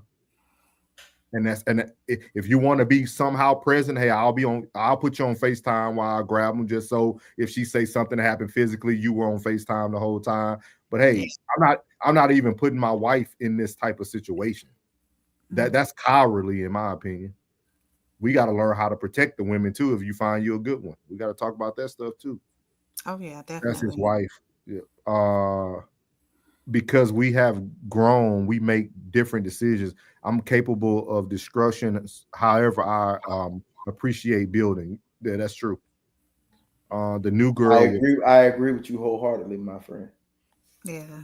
He said you must recognize TV has raised a couple generations straight now. That's you right about that. They can't say what's not in their programming. I agree with you. Mm-hmm. Sticks and stones was never true. A woman mouth is enough to warrant discipline. I don't deal with those type of women, but I've been around them. I've been uncomfortable with the thought of straight up. Bro, ain't nobody disrespecting you in front of your wife. Nah.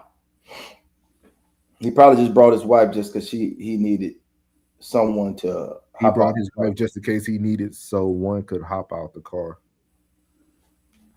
He said Ted's funny.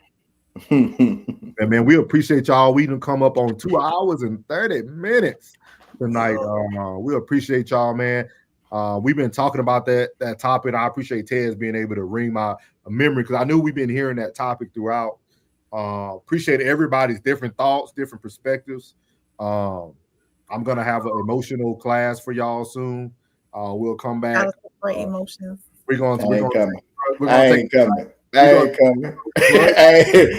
coming. You gotta turn your emotions off. Plug all the title, so that'll be the title. If what we have to nip certain things in the bud, it has to be nipped. If not, because everybody doesn't come equipped with all tools. Right. They don't come equipped with all tools. Some of them don't come equipped, but even when the person tries to give it to them, they get tainted by y'all opinions. Depends on the teacher. All teachers teach different. Yeah, but you got to think about it. If, let's say hypothetically, right, this is my craft, mental health. I'm giving men the tools, but then the other 20 men behind me are giving them the tools. How can we fix a cycle when y'all won't let the Jedi be the Jedi? regardless how you might think about it, you gotta let the Jedi be the Jedi. You know what I mean? You gotta let the Jedi be the Jedi, man. Hey, ask class at that. I'm pretty sure he said he missed April already. Give him a heart. Do it up here. Give him the hearts. Give them the hearts. April, you got somebody showing you love. You got to put it. I don't have I'm like you have. Smooth family, Miss April. You already know. He say, Miss April, you already know. Oh man, they won't even. I don't know about this, Skywalker. They won't give them to us. April might shut that feature off. They won't give it to us. I appreciate you coming through, Dre, man. For real, man. Appreciate you interacting, man. We'll be back tomorrow night too, Dre. We'll be back tomorrow night, 8:15 tomorrow night. Make sure you turn the notifications on so you know when we coming on. Yeah, make sure you know when your wife coming on here. His wife wanted to go bare knuckle. But no, we appreciate everybody tonight that hopped in here. Class said, if your help involves me taking disrespect gracefully, I don't know. hey, Clay, I told you, I'm sitting over here like, what is he talking about? What is he talking about? I tried, April. I tried. Man, look. Man.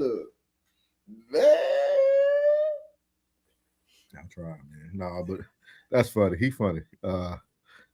He said, I might tab the emotions show. Go ahead. What time you going on tomorrow so we can let everybody know right now, Tez? He said, I'll be back just to try. We got a date, April. Hey, yes, sir. Yes, sir. She don't care about what restaurant either.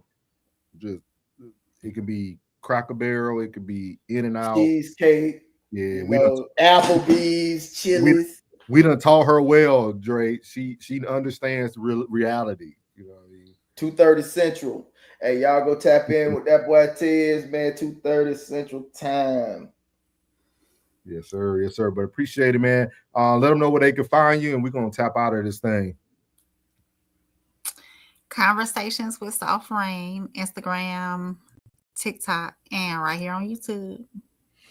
Uncle Plug TV across platforms from Rumble, Uncle Plug TV, YouTube, Uncle Plug TV, everywhere. And Kick, what's in your wallet, Yeah, I'm Souls of Thought everywhere except Instagram. It's retired, no filter, but I don't do too much on there other than posting our lives.